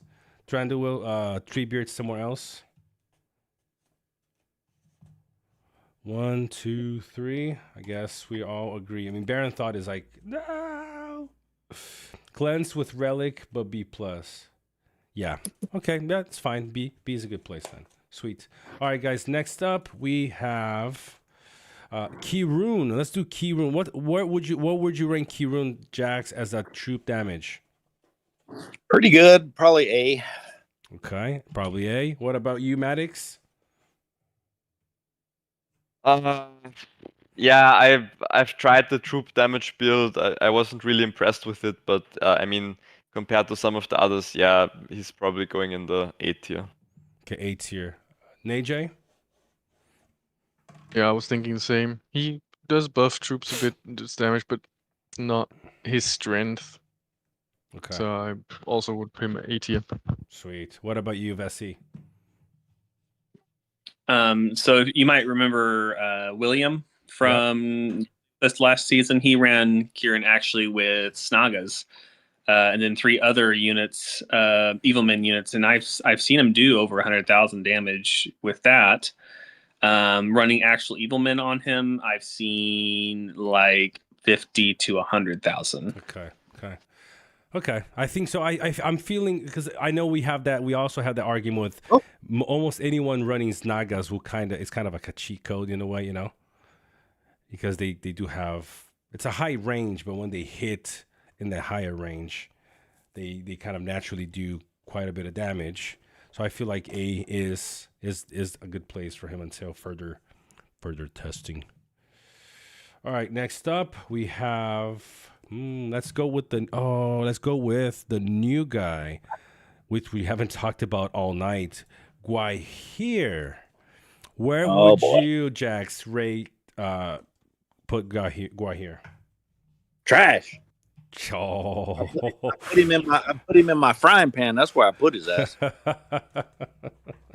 I don't know. I haven't done anything with him, so I've seen what you've been doing. I'm not impressed. So right there where he's at. All right. Okay. All right. All right. Before we ask anybody else, Golo with another $20 super chat. Since I've never actually watched your streams, which I hope you're gonna start to now, Golo, who do you say is meta? I mean, the meta right now, it's still your Sauron, Gandalf the White, Bjorn, and Saruman. That's like the metas you can get right now. Or you can swap, either Gandalf the White for the Undying, for that evasion. You can they kind of play off each other, but they essentially do that. They save your troops, for longer rounds. Or you can kind of do what Vessi does, which does require a lot of investment, but you can have another type of tank instead of Sauron. But the meta right now is pretty clear still. Sauron, Gandalf the White, or Undying, and then two heavily powerful damage dealers like Saruman or Shadow and Bjorn and Dane. It's still that. And this is NRP. RP would have to discuss a little bit more in detail, but it doesn't really change much. You just switch one from the other. I mean, if you go the meta, not that it should be the meta, but a lot of RP teams, good side, are still running Gil, Gandalf the White, Dane, and Bjorn. So it's still pretty much the same. All right, so Vessi, where would you put Guahir? So like from the people running him in roleplay, I've seen him absolutely slaughter the edit Gil formations, like take no prisoners. But in non-roleplay, I think we're still trying to figure it out. I'd place him preemptively in S tier. Preemptively? I was expecting you to say maybe A, preemptively. That's pretty high. Wow. I mean, for sure, I know he's going to be solid. Just how solid and how dependent on very expensive units. But then again, we're not really talking about resources. We're just talking about potential here. I do see Guahir's potential to be extremely, extremely strong. And so, I mean, I would, I'll stick him to S. I would maybe put between S and S minus, just because we haven't yet seen him do extremely well in NRP with the troops we've been running. But then again, this is not the season. This is not the easiest season to test stuff, a brand new commander. What about you, Matt Six and AJ? Where would you put Guahir? I'm glad that Jax said what he said. I have yet to see any impressive reports of him in NRP. I don't think he's very good currently. The reports that people show are into a full counter, and even there, he's mostly mediocre. There's also a massive gear difference in most reports that I see. So, in my opinion, I would put him around the A tier. Okay. I mean, A tier, for an untested commander, I would say it's a pretty good place to start, honestly. What about you, AJ? I'd also probably agree A tier. Also, another reason is we're talking about troop damage dealers, that their troops deal damage. Guahir is not the guy that does damage himself. He gives it to the other troops and they deal damage. And it's his skill that does a lot. And then you have the biggest problem is that you need large units, which is expensive in a lot of cases. And every time you face small units, you just lose every trade. Okay. I mean, I'll show you some reports. I've been faring quite well versus medium-sized formations. Closer to my troop formation than my damage dealing formation. So I do think there is one of his skills buffs everybody else, but some of the other skills kind of in combination. I've seen my own Guahir do 100k damage fighting small units. So, but I'll show you guys in a separate video or in one of the live streams. just to get a consensus from all you guys. A couple of you guys said A, Vessi said S. I'm kind of leaning towards the S, towards S minus and S. So I'll put him in S minus for now, just for further testing. But for sure, guys, I know he is going to be good. The arguments that I think Najay made about being large units and expensive, that is true.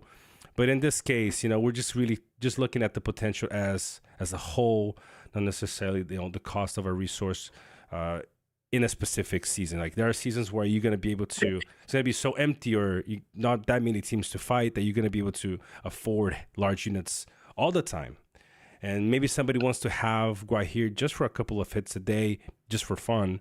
So we're just trying to remember, just giving them the best potential, no matter kind of the resource cost here for now.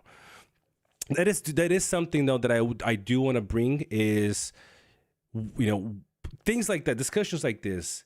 Which are the best commanders for very, very hard seasons, or what are the alternatives to the most expensive build that it will be the tankiest and the best, but when I don't have resources, are there troops that I can exchange? I might lose some things, but at the same time, depending where how the season is going, I actually win because I can just stay in the fight longer. Something that I do want to bring to the channel as well. Okay, let's keep it. So, Joseph, we're almost done, bro. We're gonna start the Lotr live stream in just a second. I'm still here. Okay, so let's get going, guys. Because I promised everybody. Yes, 11 will be the time. I promised to start the Lotr live stream tonight as well. So next up, we have. Let's see here. We have Thorin. Thorin as a troop damage dealer. Vessi, where would you rank Thorin? Where is he's at the very top. S plus. S plus for Vessi. What about you, Jax? Yep, he is. He's S plus. Sweet. One of the worst relics in the world, but even without it, he's extremely, extremely good. Imagine if he had a nice relic. Whew. Najay? Definitely S plus. I mean, he's for the troop. Yeah, for the troop. All troop comps should use him now. Exactly. So, and he himself, he deals so much damage. Mm-hmm. His R4 is one of the strongest, if not the strongest troop damage skill in the game. 60, 70,000 I've seen in the past of his R4 doing. So it's extremely strong. Love it. So, and it's surpassing Helms as well. What about you, Matix? I like Thorin a lot. I used him this season for the first time in my second team, and he does very well. You don't even need to play him with other troop damage commanders. So I like him. He's S plus. Yeah, he definitely is. He's incredible. Yo, let's go. All right, we're getting the groove on here. Just a few more to go, guys. Now, the thing is, because we removed Gandalf the White, because he doesn't have a skill directly that forces his units to do damage or something like that, for the sake of that same principle, I'm not going to be adding Sauron here, because Sauron increases damage received by the enemy unit, so it doesn't make sense to have Sauron as a troop damage commander, although you can put him in a formation and he will support. I think we just honestly feel like during the live stream today, we kind of nailed the true categories today. Support, I think, at least for me, was always a gray area. Like, what do I consider support? And support is, at least for me, is clear now. He has to support both formations some way. And Sauron is a support. He doesn't do one or the other. So it's incredible. I actually appreciate just that for me, that golden nugget for me tonight made it all worth it, because it will be easier to create content and things for you guys with this division now. All right, so next up, we'll forego Sauron because he isn't technically a troop commander. No, why would you do that? He is. No, he he's absolutely. not. Okay, well, what skill does he have? What skill does he have? You can go ahead and just put that in the chat, that damage as a troop damage dealer, and tell me he can't do troop damage. Go ahead, just put it up there. And the thing is, no. Before you start talking about it, show the picture, please.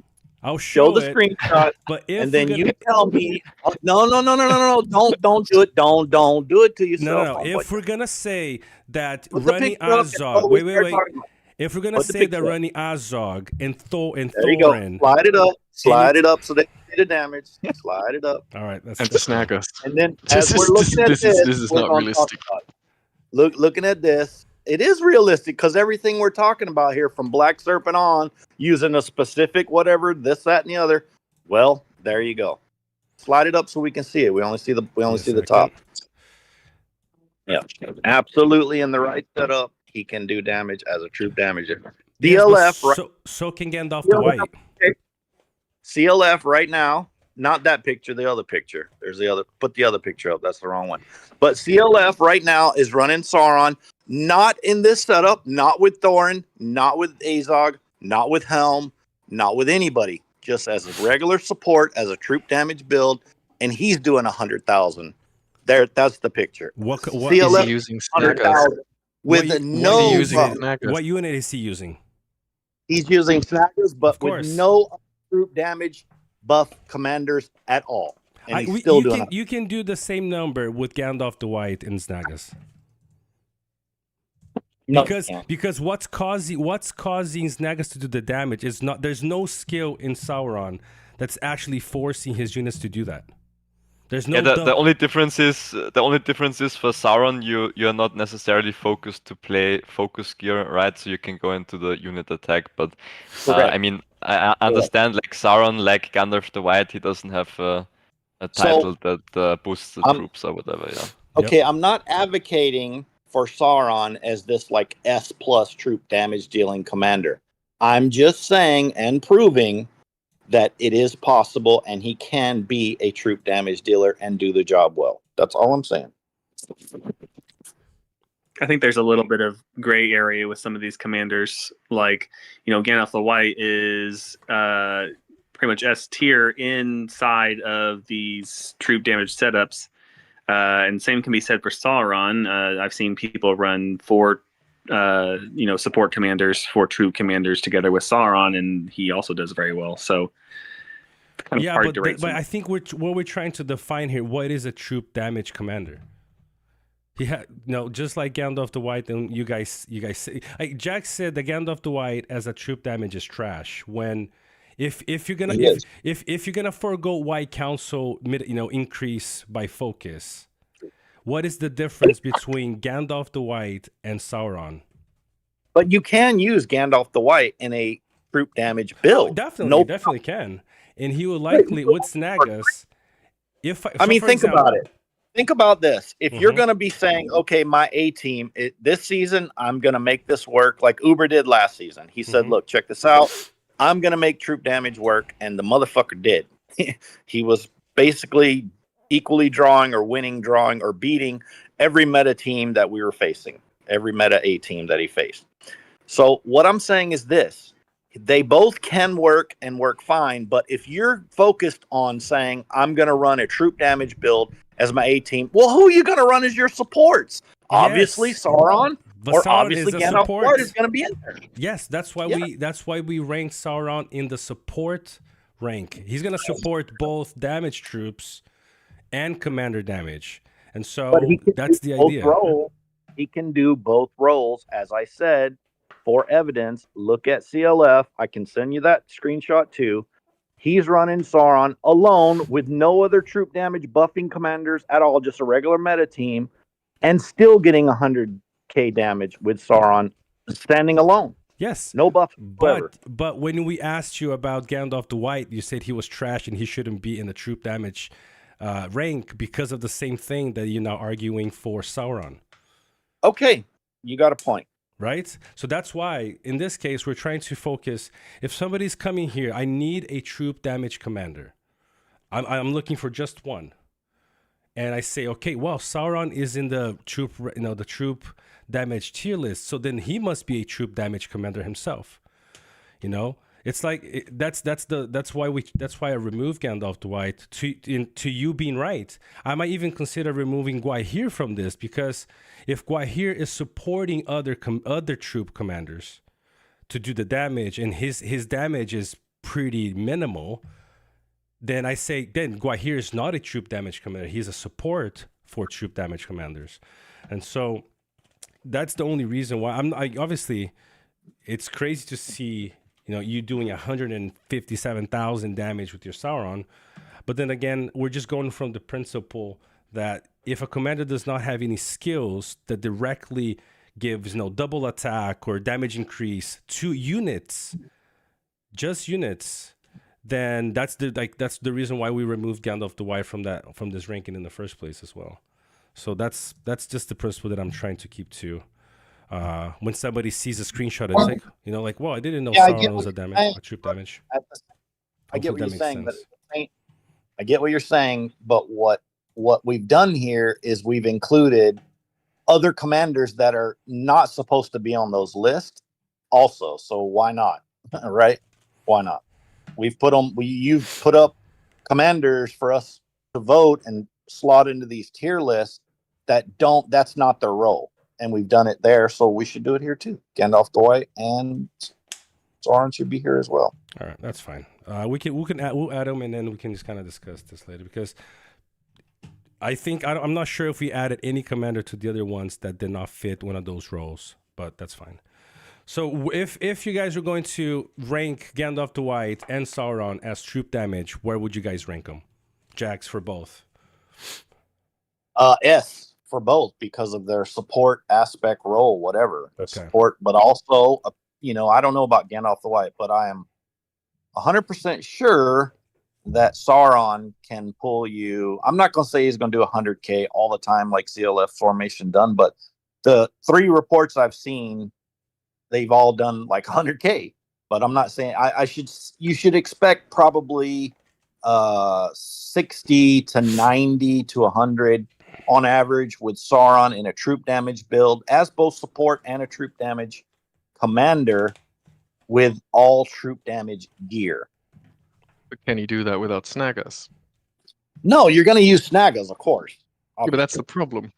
The other commanders you can do this without Snaggers. Thorin you can put any troop on Thorin, and he's still going to get a lot. Sure, but the other commanders are not going to do for that formation what Gandalf the White and Sauron will do. They will not give you all those other support, skills and buffs and debuffs, etc. Right? Yeah, that's why they're support. That's cool. Yeah. Where would you, if just we have a steel field to go, and I'm basically running late already on the next one. So all right, let's go. Najay, where would you put both of these commanders in a troop? With the troop damage build. Troop damage? I mean, they don't buff their own troops at all, so for me it would be around King of the Dead, maybe. Okay. What about you, Vessi? I think Vessi's still on. Hopefully. I think it's a lot of semantics with where you want to go with this. So, I mean, if you're just going off of do they work well in troop damage setups, they're S tier. If it's can they do damage themselves, it's no. Okay. All right, so we'll leave it at that for now. Matt Six, you still on, brother? Of course. All right, what do you say? But before you say anything, shout out to I agree. Yeah, it's just. You agree with what though? With what the others said, it's basically semantics, right? Yeah.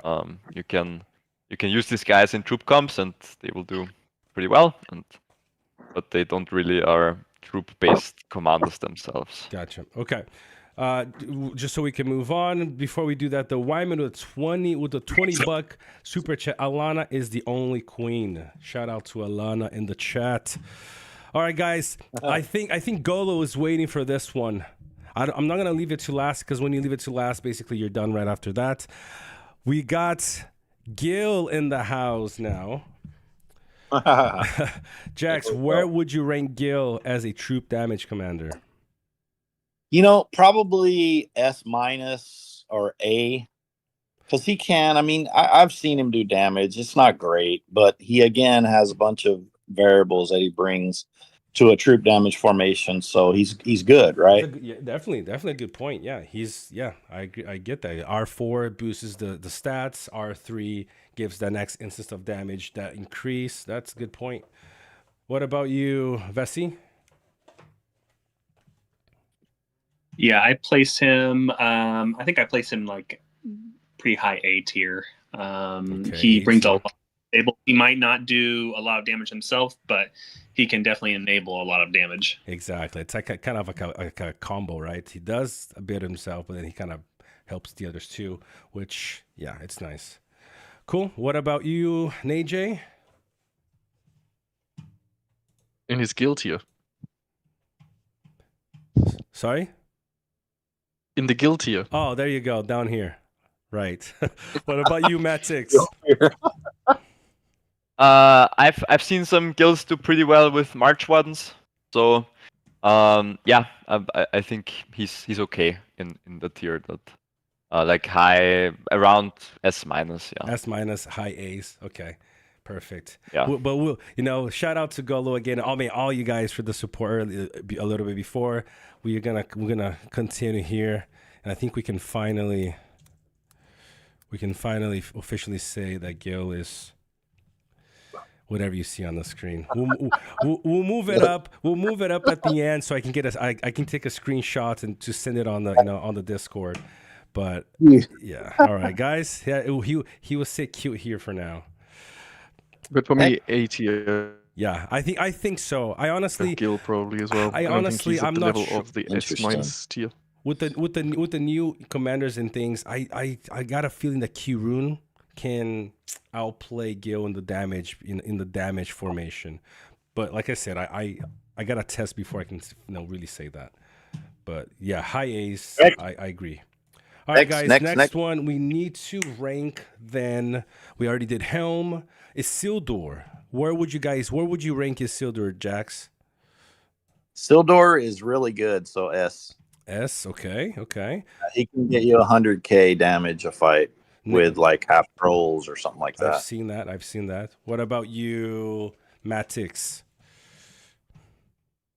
I've seen some good reports. Yeah, what Jack said, I think that tier is perfectly acceptable for him. Okay, Najay?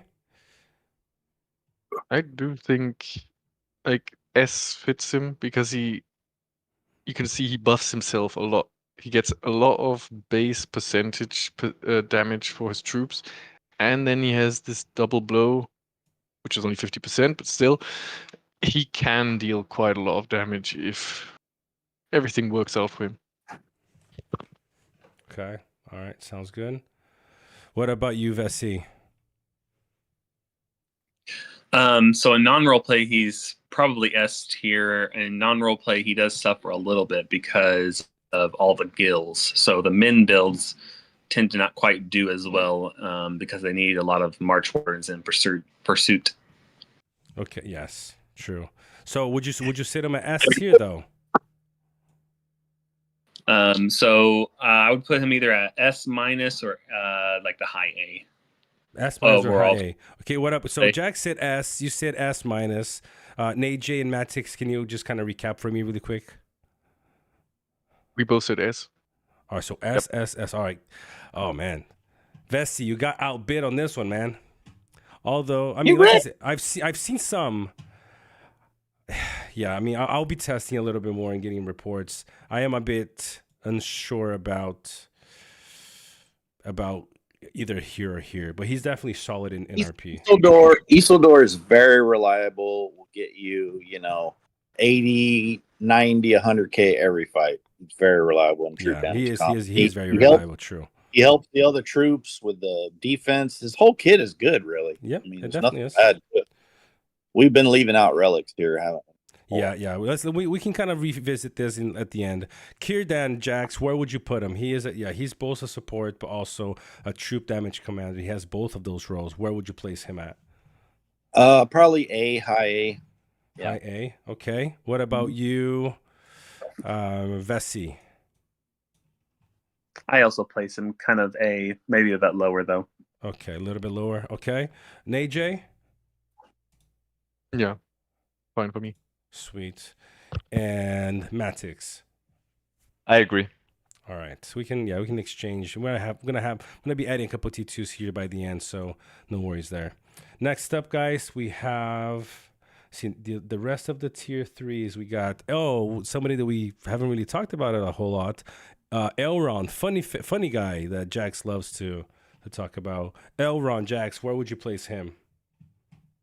Elrond, well, in the right setup, probably bottom of this or behind Kirdon.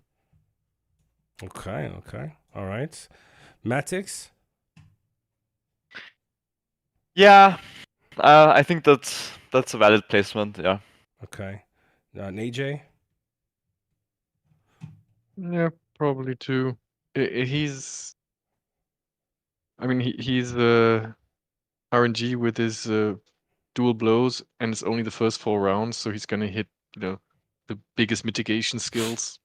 It's always a problem for him. It definitely is. All right, so I'll leave him here for Vessi. Where would you say? I put him top of B just because of when he works, and when he doesn't, he just doesn't. Okay. All right. So either top of B, bottom of A in that scenario. I'll have to leave him this kind of closer to here, just because of the other 3 votes, or towards more of the A. What about Bard?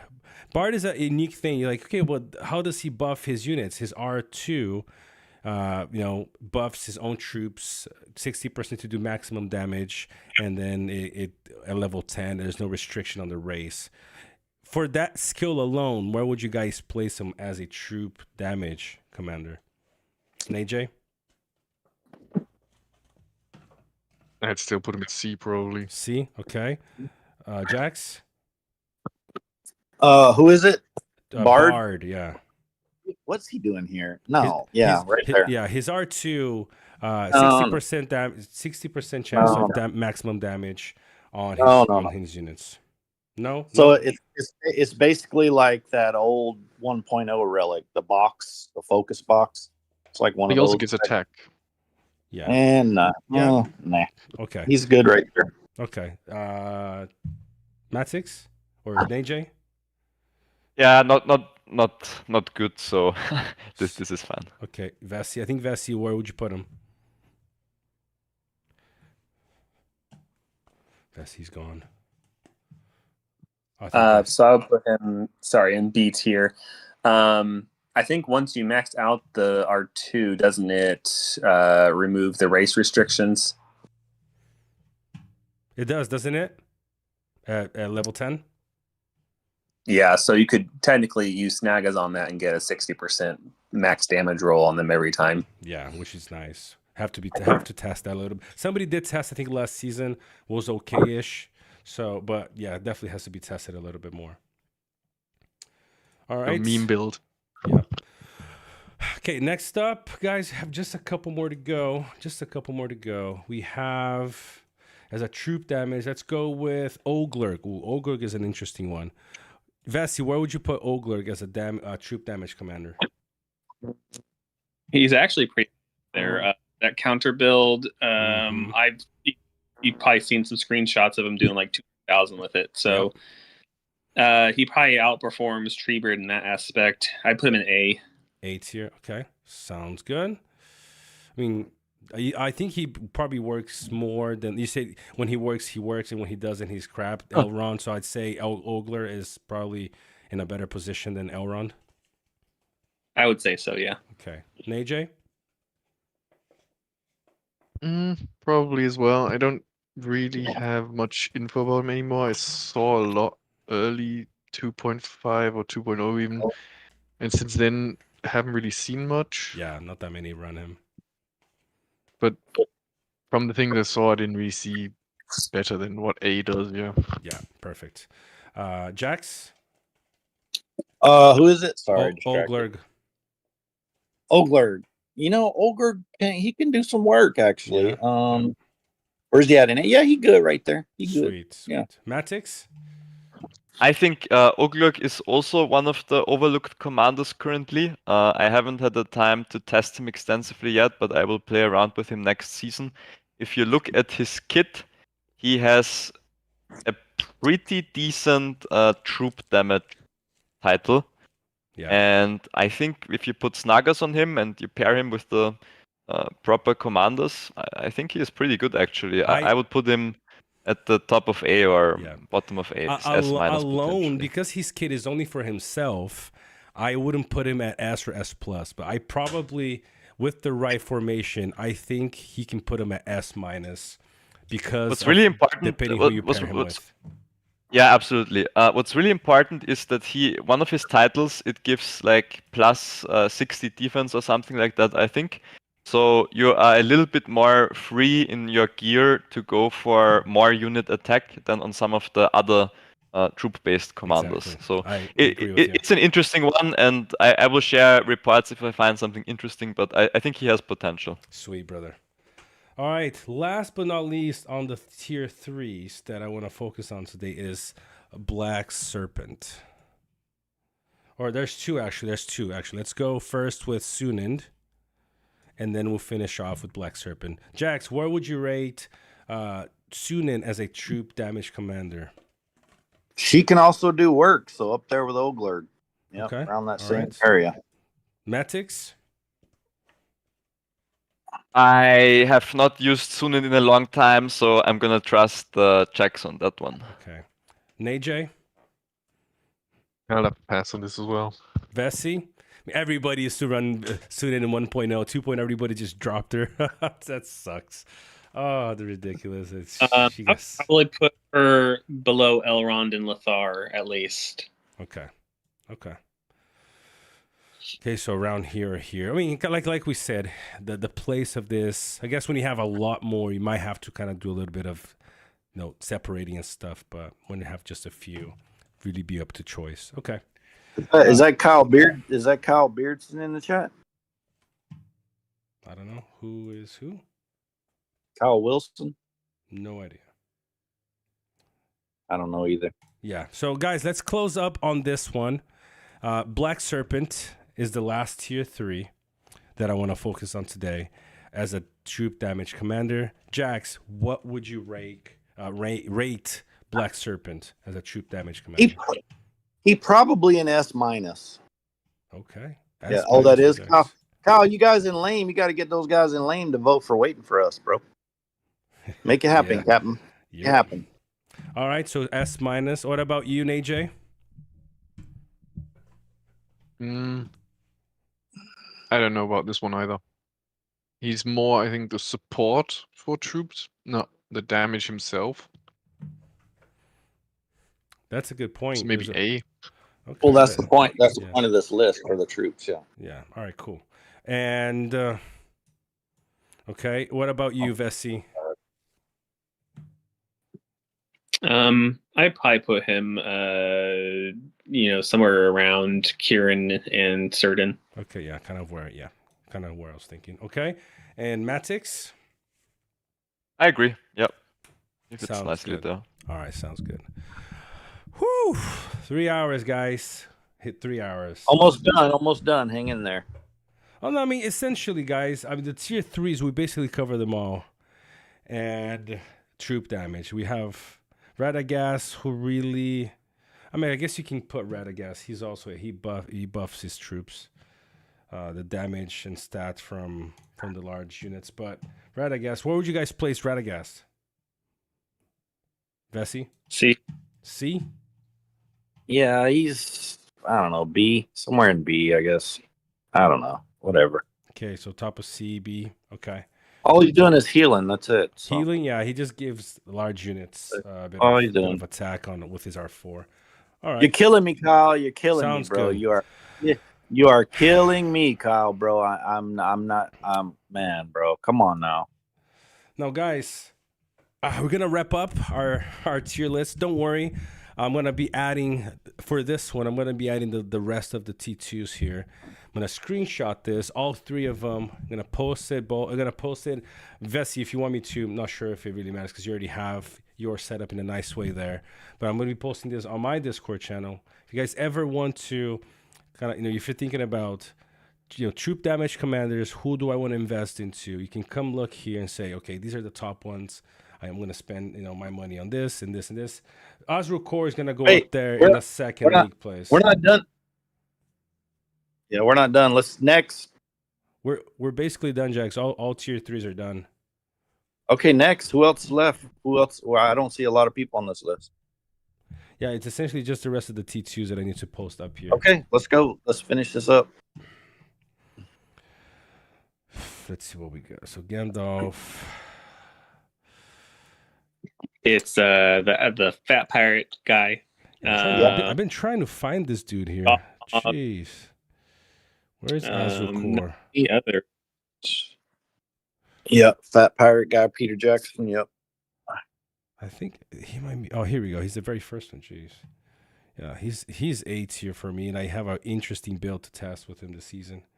We got Theoden already at the top. Gothmog. Where is Gothmog? Here we go. Potato Man. Gothmog. Yeah. We need. I've not really seen Gothmog work very well yet, but I put him in A. You have. I haven't. No, I mean Gothmog. Gothmog has an interesting skill, kind of like, sort of like Ogler, but not not as good. Where is Elro here? I've the player from Honk, I think his name's Blackie. He runs Theoden with his relic, and it does really well. Theoden with his relic. Oh yeah. That formation does extremely well. Yeah, so he runs Theoden counter attack commander with 3 Bow Knights and Gil. So Theoden's always getting hit. Yep. He's funneling all that damage to his melee. Yep. Are we missing anybody, guys? I think we got everybody covered here in the troop damage. Elmer is not really. Elmer. No. Elmer has the skill for that, but he's. Are we voting on these people you just put up here or what? No, these are the T2s that I'm just putting up here. I mean, I guess you guys one command that I'm not too sure here is the Gandalf the Grey. Is should he be there? Yeah, he can do some damage. Okay. Yeah, he's fine up there. Everybody else not really.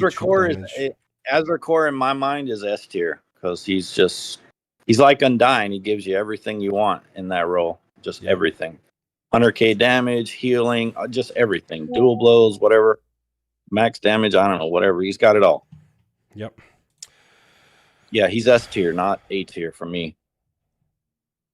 For who? Sorry, for who? Oh, for Azrakor. Azrakor, yes. S tier for you? Like you're getting, yeah, he gets you whatever, 80, 120k, pretty much every fight. All right. I kind of have to agree with you on that one. I do think he's gonna be healing, dual blows, max damage, whatever. Yeah, he's got it all. All right. I think we're good, guys. We're good to go on the troop damage. All right, let's get out of here. All right. Whew, over 3 hours. Guys, by the way, Theoden is also probably needs to go up one. You guys in my opinion, if he's done right, I think he's pretty good, man. He can get you also 80, 120. And I think remember the fight I showed you? You were very interested. Yep. All right, so I guess we're moving a couple of them up. I think everybody else is in a good place. Damage formation with marshals. Yeah. And he himself did I think 80 that's what I'm saying. That was impressive. We didn't do relic, but I don't know if we got time for it. No, we don't. I gotta wrap up because I'm already an hour so late for another one. And we got incoming, so we gotta go. Yep. Guys, by the way, if anybody who's ever gonna join us for the Lord of the Rings online live stream and gameplay, we're gonna be live in the Glamring server in like 5 minutes. Gotta take a 5-minute break and post up the link for you guys. I want to appreciate everybody. I mean, first and foremost, I appreciate Jax, Vessi, Turgon, Nate J, and Maddox for being here. It's these guys been taking 3 hours just to sit here and give you guys their feedback. I appreciate it. Don't forget to join. I mean, I'm pretty sure everybody here is on this Gore's Discord, but make sure you join there if you're not. We're gonna be here. Don't forget, we're gonna be here tomorrow again for our Rise Tour live stream, our daily live stream. So don't forget to check that out. And I want to thank everybody for talking in the chat. You're breaking up. You can't hear nothing you're saying. Yeah. All right. Whatever. Can you guys hear me okay now? Yep. All right. Cool. So sending out. Any final words, guys? Yes. Go ahead, Jax. So it's good to see all you guys again. Get the gang back together on the last tier list. And just a reminder To everybody, if you've never seen this stream, we've been doing it a while now. We do this for the love of the community. We don't do it for financial reasons. Although the financial support today was overwhelming, it's very much appreciated to anybody and everybody who donated, regardless of amount. But we do this for the community, for the game, for the love of the game. And we're going to ride this train till it falls off the track. So hopefully you guys all stay on board with us. Other than that, when you're in game and playing, like I always say, don't get rigged. That's right. Any final words, Vessi? Yeah, Gala is S tier. Definitely. There you go. That's the best way you can go out, Vessi. Najay, he's gonna say Gala is S tier as well. Najay, any final words?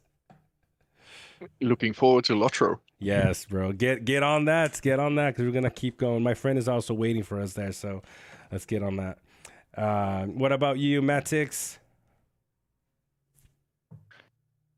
Thanks for the stream, everyone. It was fun. I think we were more aligned this time for the tier list than we were the last time, so that's pretty good. Yeah. And I'm glad that Najay plays Bjorn in his main formation now and doesn't tell me he is not S plus tier. So good night, everyone. There you go, guys. Get some, sucker. Just for Golo here. Gil's in the trash for you, bro. I appreciate it. I want to, just like Jack said, we do this because we enjoy it. We love the community. I love the community.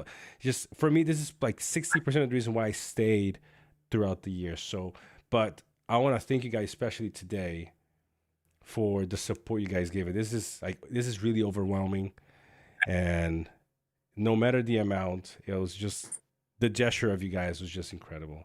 I appreciate it. Thank you.